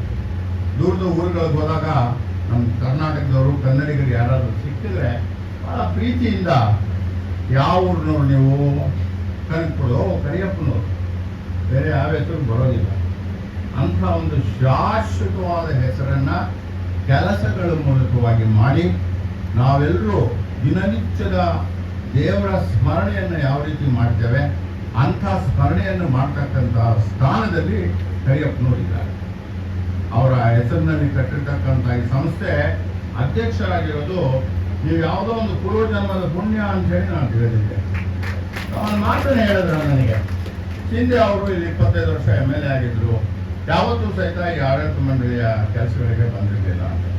ನಾವು ಯಾವತ್ತೂ ಇಲ್ಲಿ ಶಾಸಕರಾದ್ವಿ. ಇದೇ ಜಾಗದಲ್ಲೇ ನನ್ನ ಫಸ್ಟ್ ಪಬ್ಲಿಕ್ ಮೀಟಿಂಗ್ ಆಗಿದೆ. ಇದೆ ಈಗ ಮೋದಿ ಬಂದಿದ್ರು ನನ್ನ ಎಲೆಕ್ಷನ್ ಕ್ಯಾಂಪೇನ್ ನನ್ನ ಜೊತೆಲೇ ಇದ್ರು. ನನಗೆ ಗೆಲ್ಸಿದವರು ಆಮೇಲೆ ಸೋಲಿಸ್ಲಿಕ್ಕೆ ಪ್ರಯತ್ನ ಮಾಡಿದ್ರು, ಆಗಲಿಲ್ಲ.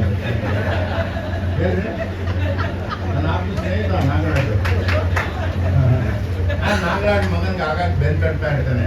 ಆಗ ನೋಡಪ್ಪ ದಿಲೀಪ್ ಅಲ್ಲ ಅವನ ಹೆಸರು, ದಿಲೀಪ, ನೀನೇನು ಮಾಡಿಲ್ಲ ಕಣೋ, ನಿಮ್ಮ ಅಪ್ಪ ಮಾಡಿದ ಪುಣ್ಯ ರೈತರ ಪರವಾಗಿ ನಿನಗೆ ಸಿಕ್ಕೋಗ್ಬಿಟ್ಟದ ಕಣೋ ಅಂತ ಹೇಳಿ ನಾನು ಆಗಾಗ ತಮಾಷೆ ಮಾಡ್ತಾ ಇರ್ತೇನೆ. ನಾಗರಾಜ್ ಕರೆಕ್ಟಾ? ಇವರೆಲ್ಲ ಬಹಳ ದೊಡ್ಡದಂತ ವ್ಯಕ್ತಿ. ಇಲ್ಲಿ ಅಧ್ಯಕ್ಷರಾಗಿರ್ತಕ್ಕಂಥ ಸ್ಥಾನ ಬಹಳ ಮುಖ್ಯವಾಗಿರ್ತಕ್ಕಂಥ. ನಾನು ಯಾಕೆ ಕೈ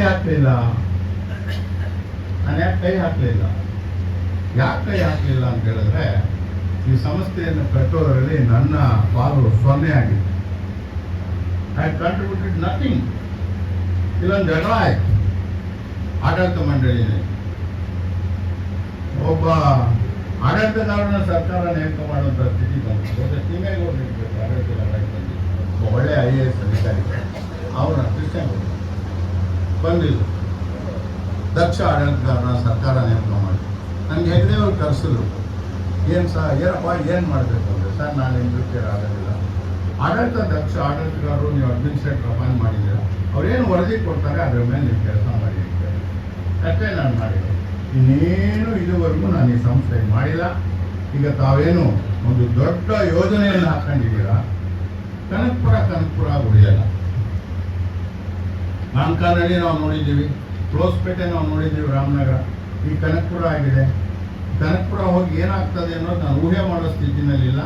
ಆರ್ಟಿಫಿಷಿಯಲ್ ಇಂಟೆಲಿಜೆನ್ಸಿಗೆ ಕೇಳಬೇಕಾಗ್ತದೆ ಏನಾಗ್ತದಪ್ಪ ಇದು ಅಂತೇಳಿ. ಅದೊಂದೇ ನನಗೆ ಉಳಿದಿರೋದು. ಕನಕಪುರ ಉಳಿಯಲ್ಲ. ಮೆಟ್ರೋ ಇಲ್ಲಿವರೆಗೂ ಬಂದೇ ಬರ್ತದೆ. ನಮ್ಮ ಇಂಡಸ್ಟ್ರಿಯಲ್ ಎಸ್ಟೇಟು ಎಕ್ಸ್ಟೆನ್ಷನ್ ಆಗೇ ಆಗ್ತದೆ. ಕಾವೇರಿ ಜಲವಿವಾದಕ್ಕೆ ತಮಿಳುನಾಡು ಒಪ್ಪೇ ಹೋಗ್ತಾರೆ. ನಮ್ಮೆಲ್ಲ ಕೆರೆಗಳು ತುಂಬುತ್ತವೆ, ಅನೇಕ ಉದ್ಯಾನವನಗಳು ಬರ್ತವೆ, ನೀರಿನ ಮಟ್ಟ ಹೆಚ್ಚಾಗ್ತದೆ. ಅಂಥ ಕನಕಪುರವನ್ನು ನೋಡಲಿಕ್ಕೆ ನಾನು ಬದುಕಿರ್ತೀನೋ ಇಲ್ವೋ ನನಗೆ ಗೊತ್ತಿಲ್ಲ. ನಾನು ಈಗಾಗಲೇ 76 ವರ್ಷ ಆಗಿದೆ. ನನಗೆ ಭಗವಂತನ ಪ್ರಾರ್ಥನೆ ಮಾಡ್ತೇನೆ, ಅವಕಾಶ ಕೊಡು ನೋಡಲಿಕ್ಕೆ, ಬೇರೆ ಇನ್ನೇನು ಇಲ್ಲ. ಅದರಿಂದ ತಾವು ಏನೇ ಯೋಚನೆ ಮಾಡಿದ್ರು ಸಹಿತ ರಾಮೇಗೌಡರು ಬಹಳ ದೊಡ್ಡ ತಜ್ಞರಿದ್ದಾರೆ. NS ರಾಮೇಗೌಡರಿಗೆ ನಮ್ಮ ತಾಲೂಕು ಯಾವ ರೀತಿಯಲ್ಲಿ ಇನ್ನೂ ಹೆಚ್ಚಿನ ರೀತಿಯಲ್ಲಿ ನಾವು ಅವ್ರು ನೋಡ್ಕೋಬೇಕಾಯ್ತು ಆ ರೀತಿ ನೋಡ್ಕೊಂಡಿಲ್ಲ. ಅವರು ವಿಶ್ವವಿದ್ಯಾಲಯದ ಉಪಕುಲಪತಿಗಳಾಗಿದ್ದರೂ ಕನಕಪುರವನ್ನು ಅವ್ರು ಮರ್ತಿಲ್ಲ. ಕನಕಪುರದ ಋಣ ಅವ್ರ ಮೇಲೆ ಇದೆ.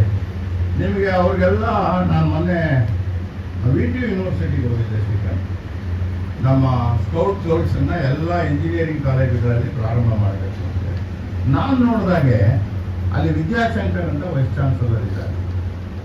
ನಮ್ಮ ಸಂಸ್ಥೆಯ ಕರಿಯಪ್ಪನವರ ಅಭಿಮಾನಿಗಳು. ಅವ್ರು ಹೇಳಿದ್ರು ನನಗನ್ನಿಸ್ತದೆ ವಿಶ್ವೇಶ್ವರನ ಹೆಸರಿನಲ್ಲಿ ಆ ಯೂನಿವರ್ಸಿಟಿನ ಕಟ್ಟಿದ್ದಾರೆ. ಈಗ ಟೆಕ್ನಿಕಲ್ ಯೂನಿವರ್ಸಿಟಿನ ಇದು ವೈಸ್ ಚಾನ್ಸಲರ್ ಇನ್ನೂ 3 ವರ್ಷ ಇರ್ತಾರೆ. ಸರ್ ನಾನು RESಗೆ as far as computers is concern, information technology is concern, IA is concern, ನಿಮ್ಗೆ ಏನು ಬೇಕು ಹೇಳಿ ನಾನು ಫ್ರೀಯಾಗಿ ಯೂನಿವರ್ಸಿಟಿನ ಮಾಡಿಕೊಡ್ತೀನಿ ಅನ್ನೋ ಮಾತನ್ನು ಅವರು ಹಾಗೇ ಪ್ರಸ್ತಾಪ ಮಾಡಿದ್ರು. ಅಂದರೆ ಕರಿಯಪ್ಪ ಅವ್ರ ಹೆಸರಿನ ಶಕ್ತಿ ಎಷ್ಟೊಂದಿದೆ ಅನ್ನೋದನ್ನು ನಾವು ಅರ್ಥ ಮಾಡ್ಕೊಂಡಿದ್ದೇನೆ. ತಾವು ನಮ್ಮಿಂದ ಏನೂ ಅಪೇಕ್ಷೆ ಮಾಡಿಲ್ಲ ಅನ್ನೋದು ನನಗೆ ಗೊತ್ತಿದೆ. ಅದರಿಂದಾಗಿ ನೀವು ಕರೆದಿದ್ದೀರಾ ಅಂತ ನಾನು ಅಂದ್ಕೊಂಡಿಲ್ಲ. ನಾನು ಒಬ್ಬ ಹಳೆ ವಿದ್ಯಾರ್ಥಿ ಅನ್ನೋ ಕಾರಣದಿಂದ ಅಭಿಮಾನದಿಂದ ಈ ಕಾರ್ಯಕ್ರಮಕ್ಕೆ ಬಂದಿದ್ದೇನೆ. ಅನೇಕ ಕರಿಯಪ್ಪನವರ ಅಭಿಮಾನಿಗಳು ಸಂತರಿದ್ದಂಗೆ ಅವರನ್ನೆಲ್ಲ ದರ್ಶನ ಮಾಡ್ತಕ್ಕಂಥ ಭಾಗ್ಯ ನನ್ನ ಪಾಲಿಗೆ ಒದಗಿಸ್ಕೊಟ್ಟಿದ್ದೀರಾ. ನನಗೆ ಪರಿಚಯಿಸಿರ್ತಕ್ಕಂಥ ಅನೇಕ ಗಣ್ಯ ವ್ಯಕ್ತಿಗಳನ್ನು ನೋಡ್ತಕ್ಕಂಥ ಸಂದರ್ಭವೂ ಸಹಿತ ನನ್ನ ಪಾಲಿಗೆ ಸಿಕ್ಕಿದೆ. ತಮ್ಮ ಅನೇಕ ಗಣ್ಯಮಾನ್ಯರು ನಿಮ್ಮನ್ನೆಲ್ಲ ನಾನು ವಿನಂತಿ ಮಾಡ್ತೇನೆ, ತಾಲೂಕಿನ ಜನರಲ್ಲೂ ನಾನು ವಿನಂತಿ ಮಾಡ್ತೇನೆ, ಶ್ರೀಕಂಠೂರವರು ಮತ್ತೆ ಚುನಾವಣೆಗೆ ನಿಲ್ಲಬಾರ್ದು. ಚುನಾವಣೆಗೆ ನಿಲ್ಲಬಾರ್ದು. ಚುನಾವಣೆ ಇಲ್ಲದೆ ಯುನಾನಿಮಸ್ ಆಗಿ ನಿಮಗೆ ಭಗವಂತ ಎಷ್ಟು ಶಕ್ತಿ ಕೊಟ್ಟಿದ್ದಾನೆ ಅಲ್ಲಿವರೆಗೂ ನೀವು ಅಧ್ಯಕ್ಷರಾಗಿರಬೇಕು. ಇದು ನನ್ನ ಬಯಕೆ ಅಲ್ಲ, ಇದು ಸಾಮಾನ್ಯವಾದ ಜನಗಳ ಬಯಕೆ. ನಿಮ್ಮಂಥ ಪುಣ್ಯಾತ್ಮರು ನಿಲ್ಲದೆ ಹೋದರೆ ಸಂಸ್ಥೆಯನ್ನು ನಡ್ಕೊಂಡು ಕಷ್ಟ ಆಗ್ತದೆ.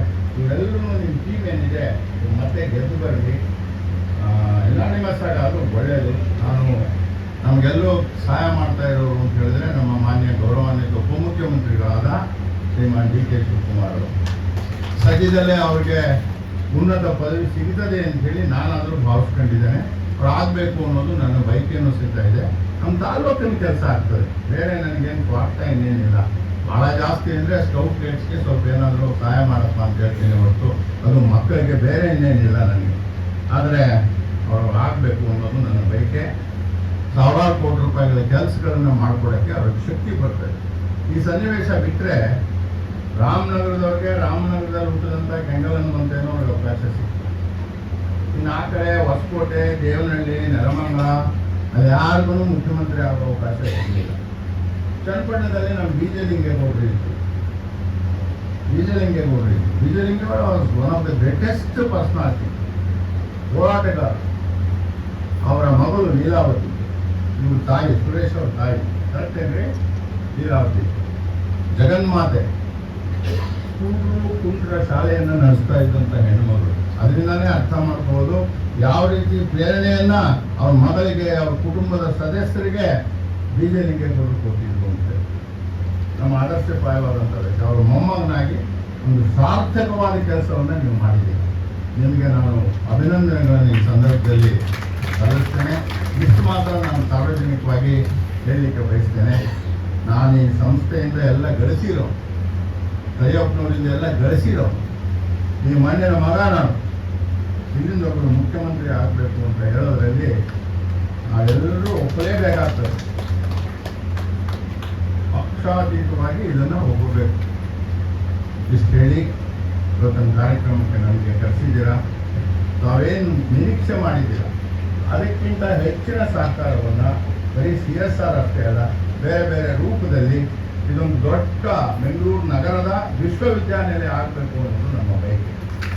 ಇದಾಗಲಿ ಅಂತೇಳಿ ಇದಕ್ಕೆ ನಾವು ನಿಮ್ಮೊಟ್ಟಿಗಿರ್ತೇವೆ. ನಾನು ಎಲ್ಲ ನಿಮ್ಮ ಸದಸ್ಯರ ಜೊತೆನೇ ಇರ್ತೇನೆ. ಬರೀ ಶ್ರೀಕಂಠವ್ರು ಹೋಗ್ತಾ ಇದ್ದೀನಿ ಅಂತ ತಿಳ್ಕೋಬೇಕು. ಶ್ರೀಕಂಠವ್ರ ಯಶಸ್ಸಿಗೆ ನೀವು ಅಡಚಣೆಗಳನ್ನು ಮಾಡ್ಬೋದಾಗಿತ್ತು. ಅಡಚಣೆಗಳನ್ನು ಮಾಡೋದ್ರ ಬದಲಾಗಿ ನೀವೆಲ್ಲ ಸಹಾಯ ಮಾಡಿದ್ದೀರಿ, ಜವಾಬ್ದಾರಿ ತಗೊಂಡು ಕೆಲಸ ಮಾಡ್ತಾ ಇದ್ದೀರಾ. ನಿಮಗೂ ಸಹಿತ ಎಲ್ಲರೂ, ನಮ್ಮ ಶಿವಕುಮಾರ್ ಇದ್ದಾರೆ, ಹಿಂಗೇಗೌಡರ ಮಗ, ಇವರೆಲ್ಲರಿಗೂ ಸಹಿತ ನಾನು ಅಭಿನಂದಿಸಿ ಅವೆಲ್ಲ ಬಂದಿರೋದು ಭಾಳ ಸಂತೋಷದ ವಿಚಾರ. ನಿಮಗೆಲ್ಲ ನಿಮ್ಮ ಹೃದಯಗಳಲ್ಲಿ ಕರಿಯಪ್ಪನವ್ರು ಇದ್ದಾರೆ ಅನ್ನೋದು ನನಗೆ ಗೊತ್ತಿದೆ.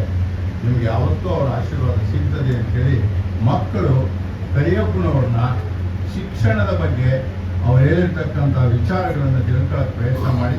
ನಿಮ್ಗೆ ಒಳ್ಳೆಯದಾಗ್ತದೆ. ಎಲ್ಲರಿಗೂ ನಮಸ್ಕಾರ. ಕಾರ್ಯನಿರ್ವಹಿಸುತ್ತಿರುವುದು ನಮ್ಮೆಲ್ಲರ ಹೆಮ್ಮೆಯ ವಿಷಯ.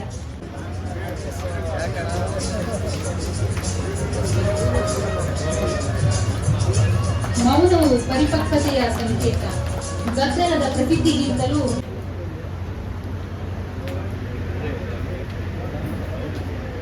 ಧನ್ಯವಾದಗಳು. ಈಗ ಮತ್ತೊಂದು ಹೆಣ್ಣಿಗಾಗಿ ಸತ್ತವರು ಅನಂತ ಕೋಟಿ, ಮಣ್ಣಿಗಾಗಿ ಸತ್ತವರು ಅನಂತ ಕೋಟಿ. ಲೋಕದ ಕಲ್ಯಾಣಕ್ಕಾಗಿ ಬದುಕನ್ನು ಸೋತ ಬಸವ, ಎಲ್ಲೋ ಒಬ್ಬ ಗಾಂಧಿ, ಎಲ್ಲೋ ಒಬ್ಬ ಕರ್ಮಯೋಗಿ, ಪರಮ ಪೂಜ್ಯ ಕರಿಯಪ್ಪನವರು. ಹೀಗೆ ಎಲ್ಲೋ ಒಬ್ಬರ ಸಾಲಿನಲ್ಲಿ ನಿಂತು ಅವರ ಆತಿಥಿಗಳಾದ ಪೂಜ್ಯ ಆಚಾರ್ಯ ಡಾಕ್ಟರ್ ನಾಗರಾಜ ಅಪ್ಪಾಜಿಯವರು.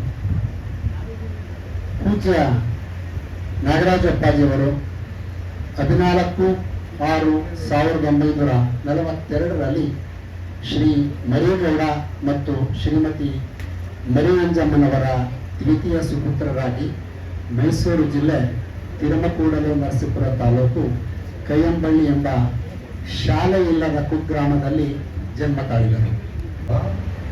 ತತ್ತದೇವಾವಗಚ್ಚತ್ವಂ ಮಮ ತೇಜೋಂಸ ಸಂಭವಂ ಅಂತ ಪರಮಾತ್ಮ ಕೃಷ್ಣ ಭಗವದ್ಗೀತೆ ಹೇಳ್ತಾನೆ. ಪರಮ ಪೂಜ್ಯ ಎಸ್ ಕರಿಯಪ್ಪನವರು ಅಂಥ ಅದ್ಭುತವಾದ ವ್ಯಕ್ತಿ. ಏನು ಅದರ ಅರ್ಥ? ಅವರ ಪಾದಾರವಿಂದಗಳಲ್ಲಿ ನನ್ನ ಹೃತ್ಪೂರ್ವಕ ನಮಸ್ಕಾರ ತಿಳಿಸಿ ನನಗೆ ಇಲ್ಲಿ ಬಂದು ನಿಮ್ಮ ಮುಂದೆ ನಿಂತು ಅವಕಾಶ ಮಾಡಿಕೊಟ್ಟು ನನಗೆ ಅವರ ಎಲ್ಲರ ಗೌರವ ತೋರಿಸೋದಕ್ಕೆ ನಮ್ಮ ಶ್ರೀಕಂಠ ಅವರಿಗೆ ಮತ್ತು ಎಲ್ಲ ಈ ಪದಾಧಿಕಾರಿಗಳಿಗೆ ನನ್ನ ಹೃತ್ಪೂರ್ವಕ ನಮಸ್ಕಾರಗಳು. ಪೂಜ್ಯ ಕರಿಯಪ್ಪನವರ ಜೀವನ ಚರಿತ್ರೆ ಸಣ್ಣದಾಗಿದೆ, ಅದರಲ್ಲಿ 2-3 PhD ಮಾಡ್ಬೋದು ಅನ್ಸುತ್ತೆ ನನಗೆ. ಅವ್ರ ಪುಸ್ತಕ ಓದ್ದೆ ನಾನು, ತ್ಯಾಗಿ ಯೋಗಿ ಅಂತ. ಆ ಪುಸ್ತಕ ಓದ್ಮೇಲೆ ನನಗೆ ಅನಿಸ್ತು, ಯದ್ವಿಭೂತಿ ಮತ್ಸರ್ವಂ ಅಂದ್ರೆ ಎಲ್ಲೆಲ್ಲಿ ಈ ಪ್ರಪಂಚವೇ ಪರಮಾತ್ಮನ ಸ್ವರೂಪ.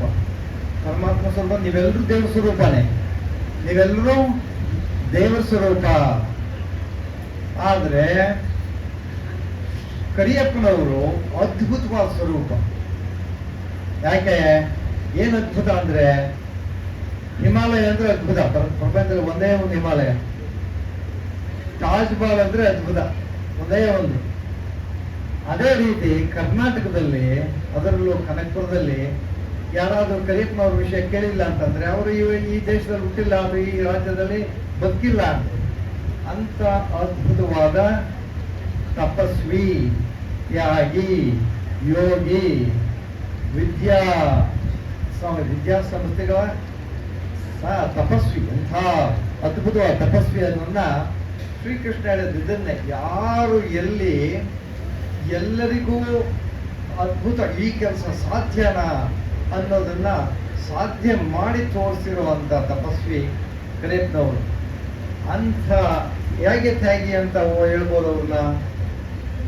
BA ಪದವಿ ಪಡೆದು ಆ ಕಾಲದಲ್ಲಿ ಎಂಥ ಅದ್ಭುತವಾದ ಕೆಲಸ. ಬ್ರಿಟಿಷ್ ಅವರು ಬೇಕಾದ್ರೆ ಸೆಕ್ರೆಟರಿ ಆಗಿ ನನ್ನ ಪಕ್ಕದಲ್ಲಿ ಅಂತ ಅಷ್ಟು ದೊಡ್ಡ ಸಂಬಳ ಕೊಟ್ಟು, ದೊಡ್ಡ ಕಾರ್ ಕೊಟ್ಟು, ದೊಡ್ಡ ಮನೆ ಕೊಡೋದು ಬೇಡ ಅಂತಂದ್ರು.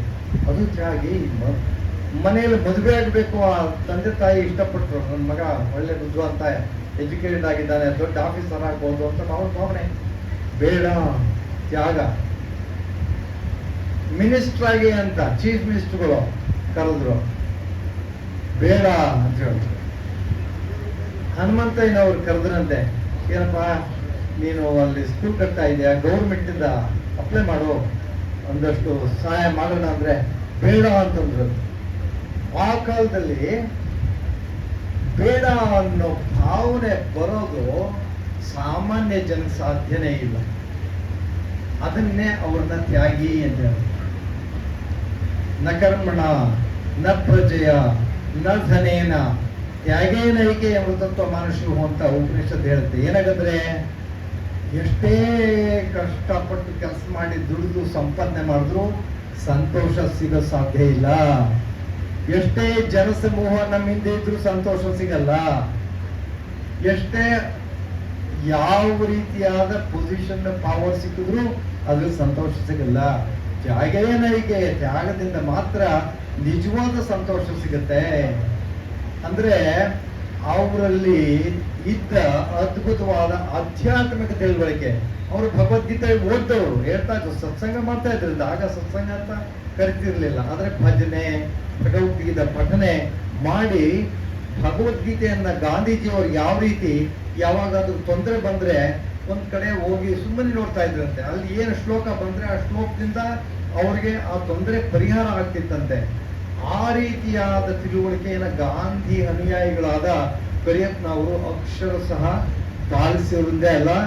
ನಾವು ಸುಮ್ಮನೆ ನಿಮ್ಗೊಂದು ಎಕ್ಸಾಂಪಲ್ ಹೇಳ್ತೀನಿ. ಇವತ್ತು ಬ್ಯಾಂಗ್ಳೂರಲ್ಲಿ ಸುಮಾರು 500 ಸೆಂಟರ್ಗಳಿರ್ಬೋದು, 500 ಇರ್ಬೋದು. ಬೆಳಿಗ್ಗೆ 6, 7, 8ರಿಂದ ಭಗವದ್ಗೀತೆ ಉಪನಿಷತ್ ಪಾಠ ಮಾಡ್ತಾರೆ, ಸಾಯಂಕಾಲ ಅಷ್ಟೇ ಮಾಡ್ತಾರೆ.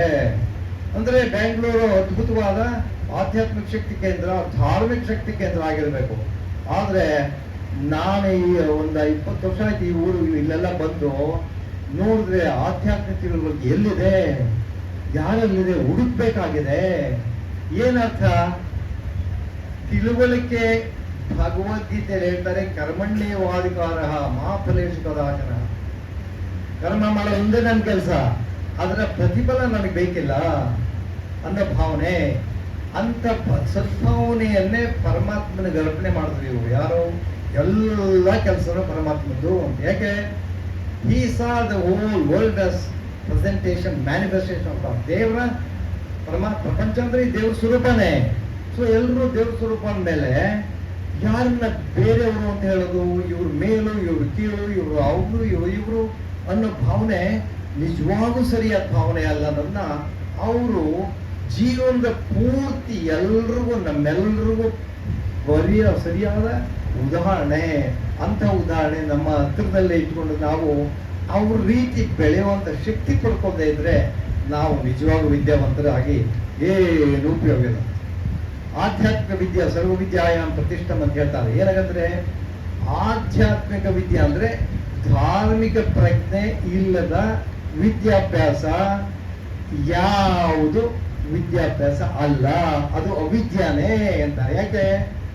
ಪ್ರತಿಯೊಬ್ಬರು ದೇವರಿರುವಾಗ, ದೇವ್ರ ಸ್ವರೂಪ ನೋಡುವಾಗ ಅವ್ರಿಗೆ ಸುಳ್ಳು ಹೇಳಕ್ ಸಾಧ್ಯನಾ? ದೇವ್ರ ಮುಂದೆ ಅವ್ರಿಗೆ ಮೋಸ ಮಾಡಕ್ ಸಾಧ್ಯನಾ? ಅವ್ರಿಗೆ ಅನ್ಯಾಯ ಮಾಡಕ್ ಆಗತ್ತಾ? ಅವ್ರನ್ನ ಗೌರವದಿಂದ ನೋಡ್ಬೇಕಾಗತ್ತೆ. ಅವನು ಸ್ವೀಪರ್ ಆಗ್ಲಿ, ಅವನು ಪ್ರೊಫೆಸರ್ ಆಗ್ಲಿ, ಅವನು ಪ್ರೆಸಿಡೆಂಟ್ ಆಗ್ಲಿ ಮನುಷ್ಯ ಅಷ್ಟೇ.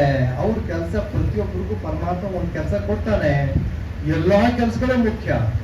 ಯಾವ ಕೆಲಸನೂ ದೊಡ್ಡದು ಚಿಕ್ಕದು ಅನ್ನೋ ಭಾವನೆ ಇರಬಾರ್ದು. ಅಂಥ ಭಾವನೆಯಿಂದ ತಿಳುವಳಿಕೆಯನ್ನ ನಿಜ ಜೀವನದಲ್ಲಿ ಅರ್ಥಕೊಂಡು ಆಳವಾಗಿ ಪ್ರಾಕ್ಟೀಸ್ ಮಾಡಿ ತೋರಿಕೊಟ್ರು ನಮ್ಗೆ. ಅದೇನೆ ಅದ್ವೇಷ್ಟ ಸರ್ವಭೂತಾನ ಮೈತ್ರ ಕರುಣೆಯ ವಚ ನಿರ್ಮಮೋ ನಿರಹಂಕಾರಗ ಸಮದುಃಖ ಸುಖ ಕ್ಷಮೆ ಅಂತ ಭಗವಂತ ಕೃಷ್ಣ ಹೇಳ್ತಾನೆ. ಏನಂದ್ರೆ ಅದ್ವೇಷ್ಟ ಸರ್ವಭೂತಾನ, ಪ್ರತಿಯೊಂದು ಪ್ರಜೆಗಳಲ್ಲ, ಪ್ರತಿಯೊಂದು ಕ್ರಿಮಿಕೀಟಗಳನ್ನು ಪರಮಾತ್ಮ ಸ್ವರೂಪ ಅನ್ನೋ ಭಾವನೆಯಿಂದ ಯಾವುದ್ರಲ್ಲೂ ದ್ವೇಷ ಇಡಬಾರ್ದು, ಯಾರಲ್ಲೂ ದ್ವೇಷ ಇಡಬಾರ್ದು. ಅದು ವಿದ್ಯೆ. ಸರ್ವಭೂತಾನ ಅಂದ್ರೆ ಎಲ್ಲರೂ ಯಾವ ವಿಧವಾದ ದ್ವೇಷ ಇರಬಾರ್ದು. ವೈರಿಗಳಲ್ಲೂ ದ್ವೇಷ ಇರಬಾರ್ದಂತೆ. ಯಾಕೆ? ದೇವ್ರ ಸ್ವರೂಪ ಒಂದು ವೈರತ್ವದ ಬುದ್ಧಿ ಕೊಟ್ಟಿದ್ದಾನೆ. ದೇವ್ರೆ ಒಂದು ಒಳ್ಳೆ ಬುದ್ಧಿ ಕೊಡಪ್ಪ ಅಂತ ಹೇಳ್ಬೇಕು ಹೊರತು ವೈರತ್ವ ಇರಬಾರ್ದು. ಮೈತ್ರ ಮಿತ್ರರಾಗಿ ಕಾಣ್ಬೇಕು ಎಲ್ರು. ಯಾಕೆ? ನಾವೆಲ್ಲರೂ ದೇವ್ರ ಪುತ್ರರು, ದೇವ್ರ ಮಕ್ಕಳು. ಅದರಿಂದ ಅಕ್ಕ ತಂಗಿ, ಅಣ್ಣ ತಮ್ಮ, ಈ ಭಾವನೆಯಿಂದ ಕರಿಯಪ್ಪನವರು ಈ ಇನ್ಸ್ಟಿಟ್ಯೂಷನ್ ನ ಕಟ್ಟಿ ಸಮಾಜಕ್ಕೆ ಕೊಟ್ಟಿದ್ದಾರೆ. ಆ ಕೊಟ್ಟಿರೋ ಸಮಾಜದ ಅದ್ಭುತವಾದ ಸಂಸ್ಥೆ ಇದು. ಇಂಥ ಸಂಸ್ಥೆ ನಮ್ಮ ದೇಶದಲ್ಲಿ ಬಹಳ ಇರಲಾರ್ದು ಅಂತ ನನ್ನ ಭಾವನೆ. ಯಾಕೆಂದ್ರೆ ನಾನು ಸುಮಾರು ಕಡೆ ಹೋಗಿದ್ದೀನಿ, ಎಲ್ಲಿ ಧಾರ್ಮಿಕ ಪ್ರಜ್ಞೆಯನ್ನು ಮೊದಲಿಟ್ಟು ಅದರ ಮೂಲಕ ವ್ಯಾವಹಾರಿಕ ಜ್ಞಾನವಾದ BA BSc MA MSc PhD ಮಾಡಿಸ್ತೀವಿ. ಆವಾಗಲೇ ನಮ್ಮ ನಿಜವಾದ ವಿದ್ಯೆ, ಅದೇ ಪೂರ್ಣ ವಿದ್ಯೆ ಅಂತ. ಯಾವಾಗ ಧಾರ್ಮಿಕ ವಿದ್ಯೆ ಇಲ್ಲದೆ ಇದ್ರೆ ಅದು ಅಪೂರ್ಣ ವಿದ್ಯೆ. ನಾನು ಶ್ರೀಕಂಠ ಅವರಲ್ಲಿ MSc ಅಗ್ರಿಕಲ್ಚರ್ ಮಾಡಿದ್ದಾರೆ. ಅವರು ಆಧ್ಯಾತ್ಮಿಕ ಶಾಲೆಗೆ ಹೋಗ್ತಾ ಇರ್ಬೋದು, ಬಟ್ ನಿಜವಾಗಿ ಪ್ರಾಕ್ಟೀಸ್ ಮಾಡ್ತಾ ಇದ್ದಾರೆ. 4 ವೇದಗಳು ಓದ್ಬೇಕಾಗಿಲ್ಲ, ಇದಕ್ಕೆ 18 ಪುರಾಣಗಳು ಓದ್ಬೇಕಾಗಿಲ್ಲ, ಎಲ್ಲ ಶಾಸ್ತ್ರಗಳನ್ನು ಓದ್ಬೇಕಾಗ್ತಿಲ್ಲ. ಆದ್ರೆ ಒಂದೇ ಒಂದು ತಿಳುವಳಿಕೆ, ದೇವರು ಎಲ್ಲರೂ ಇದ್ದಾನೆ ಅನ್ನೋ ಭಾವನೆಯನ್ನ ಕರಿಯಪ್ಪನವರು ತೋರಿಸಿದ್ದಾರೆ. ಆ ದಾರಿಯಲ್ಲಿ ನಾನು ನಡೆದಿದ್ದೀನಿ, ಅಷ್ಟೇ ಸಾಕು. ಒಂದೇ ಒಂದು ಎಕ್ಸಾಂಪಲ್, ದೊಡ್ಡ ವಿದ್ವಾಂಸರು, ತಿಳುವಳಿಕೆ ಇರೋರು ಸಂಧ್ಯಾ ವಂದನೆ ಮಾಡ್ತಾ ಇರ್ತಾರೆ. ಸಂಧ್ಯಾ ವಂದನೆ ಮಾಡ್ತಾ ಇರ್ಬೇಕಾದ್ರೆ ಒಬ್ಬ ಹಳ್ಳಿಯವನು, ಏನಪ್ಪ ಸಂಧ್ಯಾ ಏನ್ ಮಾಡ್ತೀರಿ ನೀವು ಸ್ವಾಮಿ ಅಂತ ಕೇಳ್ತಾನೆ. ನಿನ್ಗೆ ಯಾಕಯ್ಯ ಕೋಣನ್ಕಾಯ ಹೋಗು, ನಿನ್ಗೆ ಯಾಕೆ ಇವೆಲ್ಲ ಅಂತ ಹೇಳ್ತಾನೆ. ಅದು ಮಂತ್ರನ ಸ್ವಾಮಿ ಅಂತ ಹೇಳ್ತಾನೆ. ಹೌದು, ಅದೇ ಮಂತ್ರ. ಅವನು ಎಷ್ಟು ಭಕ್ತಿ ಶ್ರದ್ಧೆಯಿಂದ ಮಾಡ್ದ ಅಂತಂದ್ರೆ, ಯಮಧರ್ಮರಾಜ ಕೋಣನ್ನ ತನ್ನ ಹಾಳು ಮಾಡ್ಕೊಂಡ್ಬಿಟ್ಟ. ಅವನು ಹೇಳ್ದ ಕೇಳ್ತಾ ಐತೆ ಅಂತ. ಅದು ಕನಕದಾಸರ ಕಥೆ. ಭಕ್ತಿ ಶ್ರದ್ಧಾವಾನ್ ಲಭತೆ ಜ್ಞಾನಂ. ಯಾರು ಶ್ರದ್ಧೆಯಿಂದ ಜ್ಞಾನವನ್ನು ಪಡ್ಕೊಳ್ತಾರೆ, ಆ ಜ್ಞಾನವನ್ನು ಪಡ್ಕೊಂಡು ದಿನನಿತ್ಯ ಜೀವನದಲ್ಲಿ ಉಪಯೋಗಿಸಿ ಪರೋಪಕಾರಂ ಇದಂ ಶರೀರಂ ಅನ್ನೋ ಭಾವನೆ. ಈ ಶರೀರ ಹುಟ್ಟಿರೋದು ಪರೋಪಕಾರಕ್ಕೋಸ್ಕರ, ಸಹಕಾರಕ್ಕೋಸ್ಕರ ಅಲ್ಲ. ಯಾಕೆ? ಪರಮಾತ್ಮನ ಸ್ವರೂಪ ಎಲ್ಲರೂ ಪರಮಾತ್ಮ ಸ್ವರೂಪ ಅಂದ್ರೆ ಎಲ್ಲರೂ ಸೇವನೆ ಮಾಡಬೇಕು, ಎಲ್ರಿಗೂ ಸಂತೋಷ ಕೊಡಬೇಕು. ಇದನ್ನೇ ವಿವೇಕಾನಂದ ಹೇಳಿದ್ರು, ಆತ್ಮನ ಮೋಕ್ಷಾರ್ಥಂ ಜಗತ್ತಿತಾಯ ಚ ಅಂತ. ಜಗತ್ತಿಗೆ ಹಿತ ಕೊಟ್ಟು ಮಾತ್ರ ನಮಗೆ ಸಂತೋಷ ಸಿಗಕ್ಕೆ ಸಾಧ್ಯ. ನಾವು ದುಡಿದು ಗಳಿಸಿ ಕೂಡ ಹಾಕಿ 3 ಜನರೇಷನ್ ತನಕ ಕೂಡ ಹಾಕ್ಬೋದು ಕೆಲವರು, ಸಂತೋಷ ಸಿಗಕ್ಕೆ ಸಾಧ್ಯ ಇಲ್ಲ. ಆದ್ರಿಂದ ನಾವೇನಾದ್ರೂ ಈ ಪ್ರಪಂಚದಲ್ಲಿ ಸಂತೋಷವಾಗಿ ಸಾಮಾನ್ಯ ಜೀವನದಲ್ಲಿ ಬದುಕಬೇಕು ಅಂತಿದ್ರೆ ಕರಿಯಪ್ಪನವರಂತ ಉದಾಹರಣೆ ಅಗತ್ಯ. ಅದಕ್ಕೇನೆ ಅವ್ರನ್ನ ಕೋಟಿಗೊಬ್ರು ಅಂತಲ್ಲ, 10 ಕೋಟಿಗೊಬ್ರು ಅಂತ ಹೇಳಿದ್ರು ಕಷ್ಟವೇ. ಇಂಥ ಅದ್ಭುತವಾದ ಇನ್ಸ್ಟಿಟ್ಯೂಷನ್ ಕೊಟ್ಟು ಅವ್ರನ್ನ ಸ್ವಾಮಿಗಳಾಗಿ ಮಾಡಿ ಅಂತ ಹೇಳಿದ್ರಂತೆ, ತಗೊಳ್ಳಿ ಅಂತ. ಆದಿಚುಂಚನಗಿರಿ ಮಠಕ್ಕೆ ಅವ್ರು ಒಪ್ಪಲಿಲ್ಲ, ಅವ್ರು ಸ್ವಾಮಿ ಆಗಿದ್ರು. ಯಾಕೆ ಒಟ್ಟಲಿಲ್ಲ ಅಂತಂದ್ರೆ ಅಲ್ಲೋಗಿ ವ್ಯವಹಾರ ಜ್ಞಾನ ಬಂದ್ಬಿಡುತ್ತೆ ಅನ್ನೋ ಭಾವನೆ ಬಂತು ಅಂತ ಎಲ್ಲೋ ಕೇಳಿದೆ. ಸ್ವಾಮಿ ಅಂತಂದ್ರೆ ಏನೋ ಸರ್ವಸಂಗ ಪರಿತ್ಯಾಗಿ. ನಾನು ಸರ್ವಸಂಗ ಪರಿತ್ಯಾಗಿ ಅಲ್ಲಿ ನಾನು ಸ್ಕೂಲ್ ನಡೆಸ್ತಾ ಇದ್ದೀನಿ, ಮಕ್ಕಳಿಗೆ ಎಜುಕೇಶನ್ ಕೊಡ್ತೀನಿ. ಅವ್ರ ಭಾವನೆಯಲ್ಲಿ ಈ ಸೇವೆನೇ ನಿಜವಾದ ವರ್ಷಿಪ್. ಪ್ರೇಯರ್ ಅಂತಂದ್ರೆ ಏನೋ, ಪ್ರೇ ಅಂತಂದ್ರೆ ಗಂಗಾ ನದಿಗೆ ಹೋಗಿ ಸ್ನಾನ ಮಾಡೋದಲ್ಲ, ರಾಮ ದರ್ಶನ ಮಾಡೋದಲ್ಲ, ರಾಮೇಶ್ವರಕ್ಕೆ ಹೋಗಿ ರಾಮೇಶ್ವರ ನೋಡೋದಲ್ಲ, ಎಲ್ಲೂ ಹೋಗ್ಬೇಕಾದಿಲ್ಲ. ಯಾಕೆ ಕರಿಯಪ್ಪನವರು ಇಲ್ಲೇ ಇದ್ದಾರೆ, ಮಹಾನುಭಾವರು, ಮಹಾತ್ಮರು. ಪ್ರತಿಯೊಬ್ಬರಿಗೂ ಆತ್ಮ ಅನ್ನೋ ಒಂದು ದೇವರ ಸ್ವರೂಪ ಇದೆ, ಆದ್ರೆ ಇವರು ಮಹಾತ್ಮರು. ಯಾಕೆ ಎಲ್ಲರೂ ನಮ್ಮವರೇ. ಇಲ್ಲಿ ಹಳ್ಳಿಗಳಲ್ಲಿ ಎಷ್ಟು ಅನ್ಯಾಯ ಆಗ್ತಾ ಇದೆ, ಅಧರ್ಮ ಆಗಿದೆ, ಎಷ್ಟು ಹಿಂದುಳಿದಿದ್ದಾರೆ, ಎಷ್ಟು ಕಷ್ಟಪಡ್ತಾ ಇದ್ದಾರೆ. ಇವ್ರಿಗೆ ನಾನು ಉದ್ಧಾರ ಮಾಡಬೇಕು. ಜಗದ್ಹಿತಾಯಚ ಅನ್ನೋ ಪದವನ್ನ ಅವರು ಅಕ್ಷರಶಃ ಉಪಯೋಗಿಸಿ ತಮ್ಮ ಜೀವನವನ್ನೇ ಮುಡುಪಾಗಿಟ್ಟಿರೋದಕ್ಕೆ ಅಂತ ತಪಸ್ವಿ. ಅವನ್ನೇ ನಿಜವಾದ ತಪಸ್ಸು ಮಾಡೋದು ಅಂತ. ಯೋಗಿಗಳು ಕೂತ್ಕೊಂಡು ಹಿಮಾಲಯದಲ್ಲಿ ಕೂತ್ಕೊಂಡು ಪಡಿಸಲ್ಲ ಎಲ್ಲ ಒಂದು ಗುಡಿಸಲು ಕೂತಿರ್ಬೋದು, ಅವ್ರಿಗೂ ಒಳ್ಳೇದಾಗಿದೆ. ಆದ್ರೆ ನಿಜವಾದ ಯೋಗಿ ಯಾರು? ಯೋಗ ಸಮತ್ವಮ ಯೋಗ ಉಚ್ಚತೆ ಅಂತದೆ. ಪ್ರಪಂಚವನ್ನೇ ಸಮನಾಗಿ ನೋಡಿ, ಪ್ರಪಂಚದಲ್ಲಿ ಏನಿದೆ ಎಲ್ಲಾನು ದೇವ್ರ ಸ್ವರೂಪ ಅಂತ ನೋಡಿ ಸಮಾನಗೊಂಡು ಎಲ್ರಿಗೂ ಸಮಾನವಾದ ಸೇವೆ ಮಾಡಬೇಕು ಅನ್ನೋದು ಅದೇ ನಿಜವಾದ ತಿಳುವಳಿಕೆ. ಏನು ವಿದ್ಯಾ ಅಂತ ಹೇಳ್ತಾರೆ ವಿದ್ಯಾಭ್ಯಾಸದಲ್ಲಿ? ವಿದ್ಯಾ ವಿನಯ ಸಂಪನ್ನೆ ಬ್ರಾಹ್ಮಣೆ ಗವೇಸ್ತೀನಿ ಶುನಿಚೈವ ಸೌಭಾಗ್ಯ ಪಂಡಿತ ಸಮದರ್ಶಿನ ಅಂತ. ಯಾರು ಪಂಡಿತರು? ವಿದ್ಯಾವಂತರು. ಯಾರು ಅಂದ್ರೆ ವಿನಯ ಸಂಪನ್ನರು ವಿದ್ಯಾವಂತರು. ನಾನು IAS ಆಫೀಸರು, ನಾನು SP, ಏನೆಲ್ಲ ಅನ್ಯಾಯ ಮಾಡ್ತಾರೆ. ಅಧಿಕಾರ ಸಿಕ್ಕಿದ ತಕ್ಷಣ ನಾನಿರೋದು ಸೇವೆ ಮಾಡೋದಕ್ಕೆ ಅನ್ನೋ ಭಾವನೆ ಇಲ್ವೇ ಇಲ್ಲ. IPS ಇಲ್ಲ, IAS ಇಲ್ಲ. ಇದು ಬಹಳ ಕಷ್ಟ, ಹುಡುಕ್ಬೇಕು ಎಲ್ಲಿದೆ ಅಂತ. ಏಕೆ? ಎಷ್ಟು ಓದಿದ್ರು ಆಧ್ಯಾತ್ಮಿಕ ತಿಳುವಳಿಕೆ ಇಲ್ಲದ ಓದು ಅವಿದ್ಯೆ ಅಂತ ಕರೀತಾರೆ. ಯಾರು? ನಮ್ಮ ನಿಜವಾದ ಋಷಿಗಳಂತ ಕರಿಯಪ್ಪನವರು. ಅವ್ರು ಹೇಳಿಲ್ಲ ಅವಿದ್ಯಾವಂತರು ಅಂತ, ಆದ್ರೆ ವಿದ್ಯಾವಂತರನ್ನ ಮಾಡಬೇಕು, ಧಾರ್ಮಿಕ ವಿದ್ಯಾವಂತರು ಮಾಡಬೇಕು ಅಂತ ಹೇಳಿ ಮಕ್ಕಳಿಗೆ, ಹಳ್ಳಿ ಮಕ್ಕಳಿಗೆ, ಬಡ ಮಕ್ಕಳಿಗೆ ಎಲ್ಲ ಕರೆಸಿ ಫ್ರೀ ಊಟ ಕೊಟ್ಟು, ಫ್ರೀ ಎಜುಕೇಶನ್ ಕೊಟ್ಟು ಎಲ್ಲರೂ ಎಷ್ಟು ದೊಡ್ಡ ದೊಡ್ಡ ಆಫೀಸರ್ಗಳು, ದೊಡ್ಡ ಪಂಡಿತರನ್ನ ಮಾಡಿದ್ದಾರೆ. ಅದು ಅದ್ಭುತವಾದ ಕೆಲಸ. ಅದನ್ನೇ ಕೃಷ್ಣ ಹೇಳೋದು ಅದ್ಭುತ. ಅದ್ಭುತ ಅಂತಂದ್ರೆ ಅಂಥವ್ರು ನಮ್ಮ ಜಗತ್ತಿಗೆ ಅಲ್ಲ. ನಮ್ಮ ಈಗ ಸುಮ್ಮನೆ ಹೇಳ್ತೇನೆ, ನಾನು ಅಮೆರಿಕದಲ್ಲಿದ್ದೆ. ಅಮೆರಿಕ ಕೆಟ್ಟ ದೇಶ ಅಂತ ಹೇಳ್ತೀನಿ ನಾನು. ಯುದ್ಧ ಮಾಡೋದಕ್ಕೆ ಸನ್ನದ್ಧರಾಗಿದ್ರು ಹುಟ್ಟುದಾಗಿಂದ ಅವರು. ಹಾಗಾಗಿ ಇವತ್ತು ಟ್ರಂಪ್ ಪ್ರಪಂಚವನ್ನೇ ಅಲ್ಲೋಲ ಕಲ್ಲೋಲ ಮಾಡಾಕಿದ್ದಾರೆ. ಎದ್ದಿದ್ ವಿಭೂತಿ ಮಚ್ಚದವು ಎದ್ದಿದ್ದ ಆಚರಿಸಿ ಶ್ರೇಷ್ಠ ತತ್ತ ದೈವೇತರೋ ಜನ ಸೇತ್ ಪ್ರಮಾಣ ಕುರಿತೆ ಲೋಕಸ್ಥಳನ್ನು ವರ್ತತೆ ಅಂತ ಭಗವದ್ಗೀತೆ ಹೇಳ್ತಾರೆ. ಏನಾಗಂದ್ರೆ ಯಾರು ಮುಂದಾಳುಗಳು ಹೇಗಿರ್ತಾರೆ ಅವ್ರು ಹಿಂಬಾಕರು ಆಗಿರ್ತಾರೆ. ಆದ್ರಿಂದ ಮುಂದಾಳುಗಳಾದವರು ಸರಿಯಾದ ರೀತಿ ಇರಬೇಕು. ಇಲ್ಲದೆ ಅವ್ರ ಹಿಂಬಾಲಕರು ಅದೇ ತರ ಆಗ್ತಾರೆ. ಅಪ್ಪ ಬಿಡಿ ಸೇರ್ತಾ ಇದ್ರೆ ಮಗ ಬಿಡಿ ಸೇಯಬೇಡ ಅಂತಾನೆ. ನೋಡ್ತೀನಿ ನಾನು, ಸ್ವಲ್ಪ ವಯಸ್ಸಾಗತ್ತಂತ ಅಂತಾನೆ. ಆಮೇಲೆ ರುಚಿ ನೋಡ್ಬೇಕ. ನಮ್ಮ ಅಪ್ಪ ದಿನಾ ಸೇತಿದ್ದೆ ಬೆಳಗ್ಗೆ ತಕ್ಕ. ಅಪ್ಪ ಕುಡಿದಾದ್ರೆ ಮಗಾರಿಕೆ ಪತ್ನಿಯ ಅಂಬಾಸಿಡರ್ಸ್ ಆಫ್ ಕಲ್ಚರ್ ಅಂತ ಹೇಳ್ತೀವಿ. ಯಾಕೆ? ನೀವೇ ನಿಜವಾದ ಗುರುಗಳು. ಮಕ್ಕಳು ಬೆಳೆಸ್ತಿರಲ್ಲ, ಮಗು ಹುಟ್ಟದಾಗಿಂದ ಎಲ್ಲಿ ಇದು ಸಾಯೋವರೆಗೂ ಮಗುನೇ ನಿಮ್ಗೆ. ಅಂಥವ್ರಿಗೆ ಸರಿಯಾದ ಬುದ್ಧಿ, ಏನು ಬುದ್ಧಿ? ಆಧ್ಯಾತ್ಮಿಕ ತಿಳುವಳಿಕೆ ನೀವು ಕೊಡ್ಲೇಬೇಕು. ಅದಕ್ಕೆ ನಾನು ಒಂದೇ ಒಂದು ರಿಕ್ವೆಸ್ಟ್ ಅಂದ್ರೆ ನಮ್ಮ ಶ್ರೀಕಂಠ ಅವರಿಗೆ ಆಧ್ಯಾತ್ಮಿಕ ತಿಳುವಳಿಕೆ, ಅದ್ಭುತವಾದ ವಿದ್ಯಾಭ್ಯಾಸ, ಮೊದಲು ಹೈಯೆಸ್ಟ್ ಪ್ರಯಾರಿಟಿ ಅಂದ್ರೆ ಹೆಣ್ಣು ಮಕ್ಕಳು ಕೊಡ್ಬೇಕು. ಆವಾಗಲೇ ನಮ್ಮ ದೇಶ ಅದ್ಭುತವಾದ ದೇಶ ಆಗೋಕ್ಕೆ ಸಾಧ್ಯ. ಇದನ್ನು ವಿವೇಕಾನಂದರು ಬಹಳ ಬಹಳ ಹಿಂದನೇ ಹೇಳಿದ್ರು. ಯಾವಾಗ ಕೊಡಬೇಕು? ಚಿಕ್ಕ ಮಕ್ಕಳಾಗಿದ್ದ ಹುದ್ದೆ ಕೊಡಬೇಕು. ದೊಡ್ಡ ಮಕ್ಕಳಾಗಿ ನಾವು ಕಲ್ಸಕ್ಕಾಗಲ್ಲ. ಹೈಸ್ಕೂಲ್ ಮುಗಿದ್ರೆ ನಮ್ಮ ಕಲಿಕೆ ಮುಗೀತು, ನಮ್ಮ ಮಕ್ಕಳು ಕಲಿಸೋಂಥ ಶಕ್ತಿ ಮುಗ್ದೋಯ್ತು. ಆದ್ರಿಂದ ಒಳ್ಳೆ ಟೀಚರ್ಗಳು ಯಾರು, ಅವ್ರಿಗೂ ಅಧ್ಯಾತ್ಮ ತಿಳುವಳಿಕೆ ಇರಬೇಕು, ದೇವ್ರ ಬಗ್ಗೆ ತಿಳುವಳಿಕೆ ಇರಬೇಕು.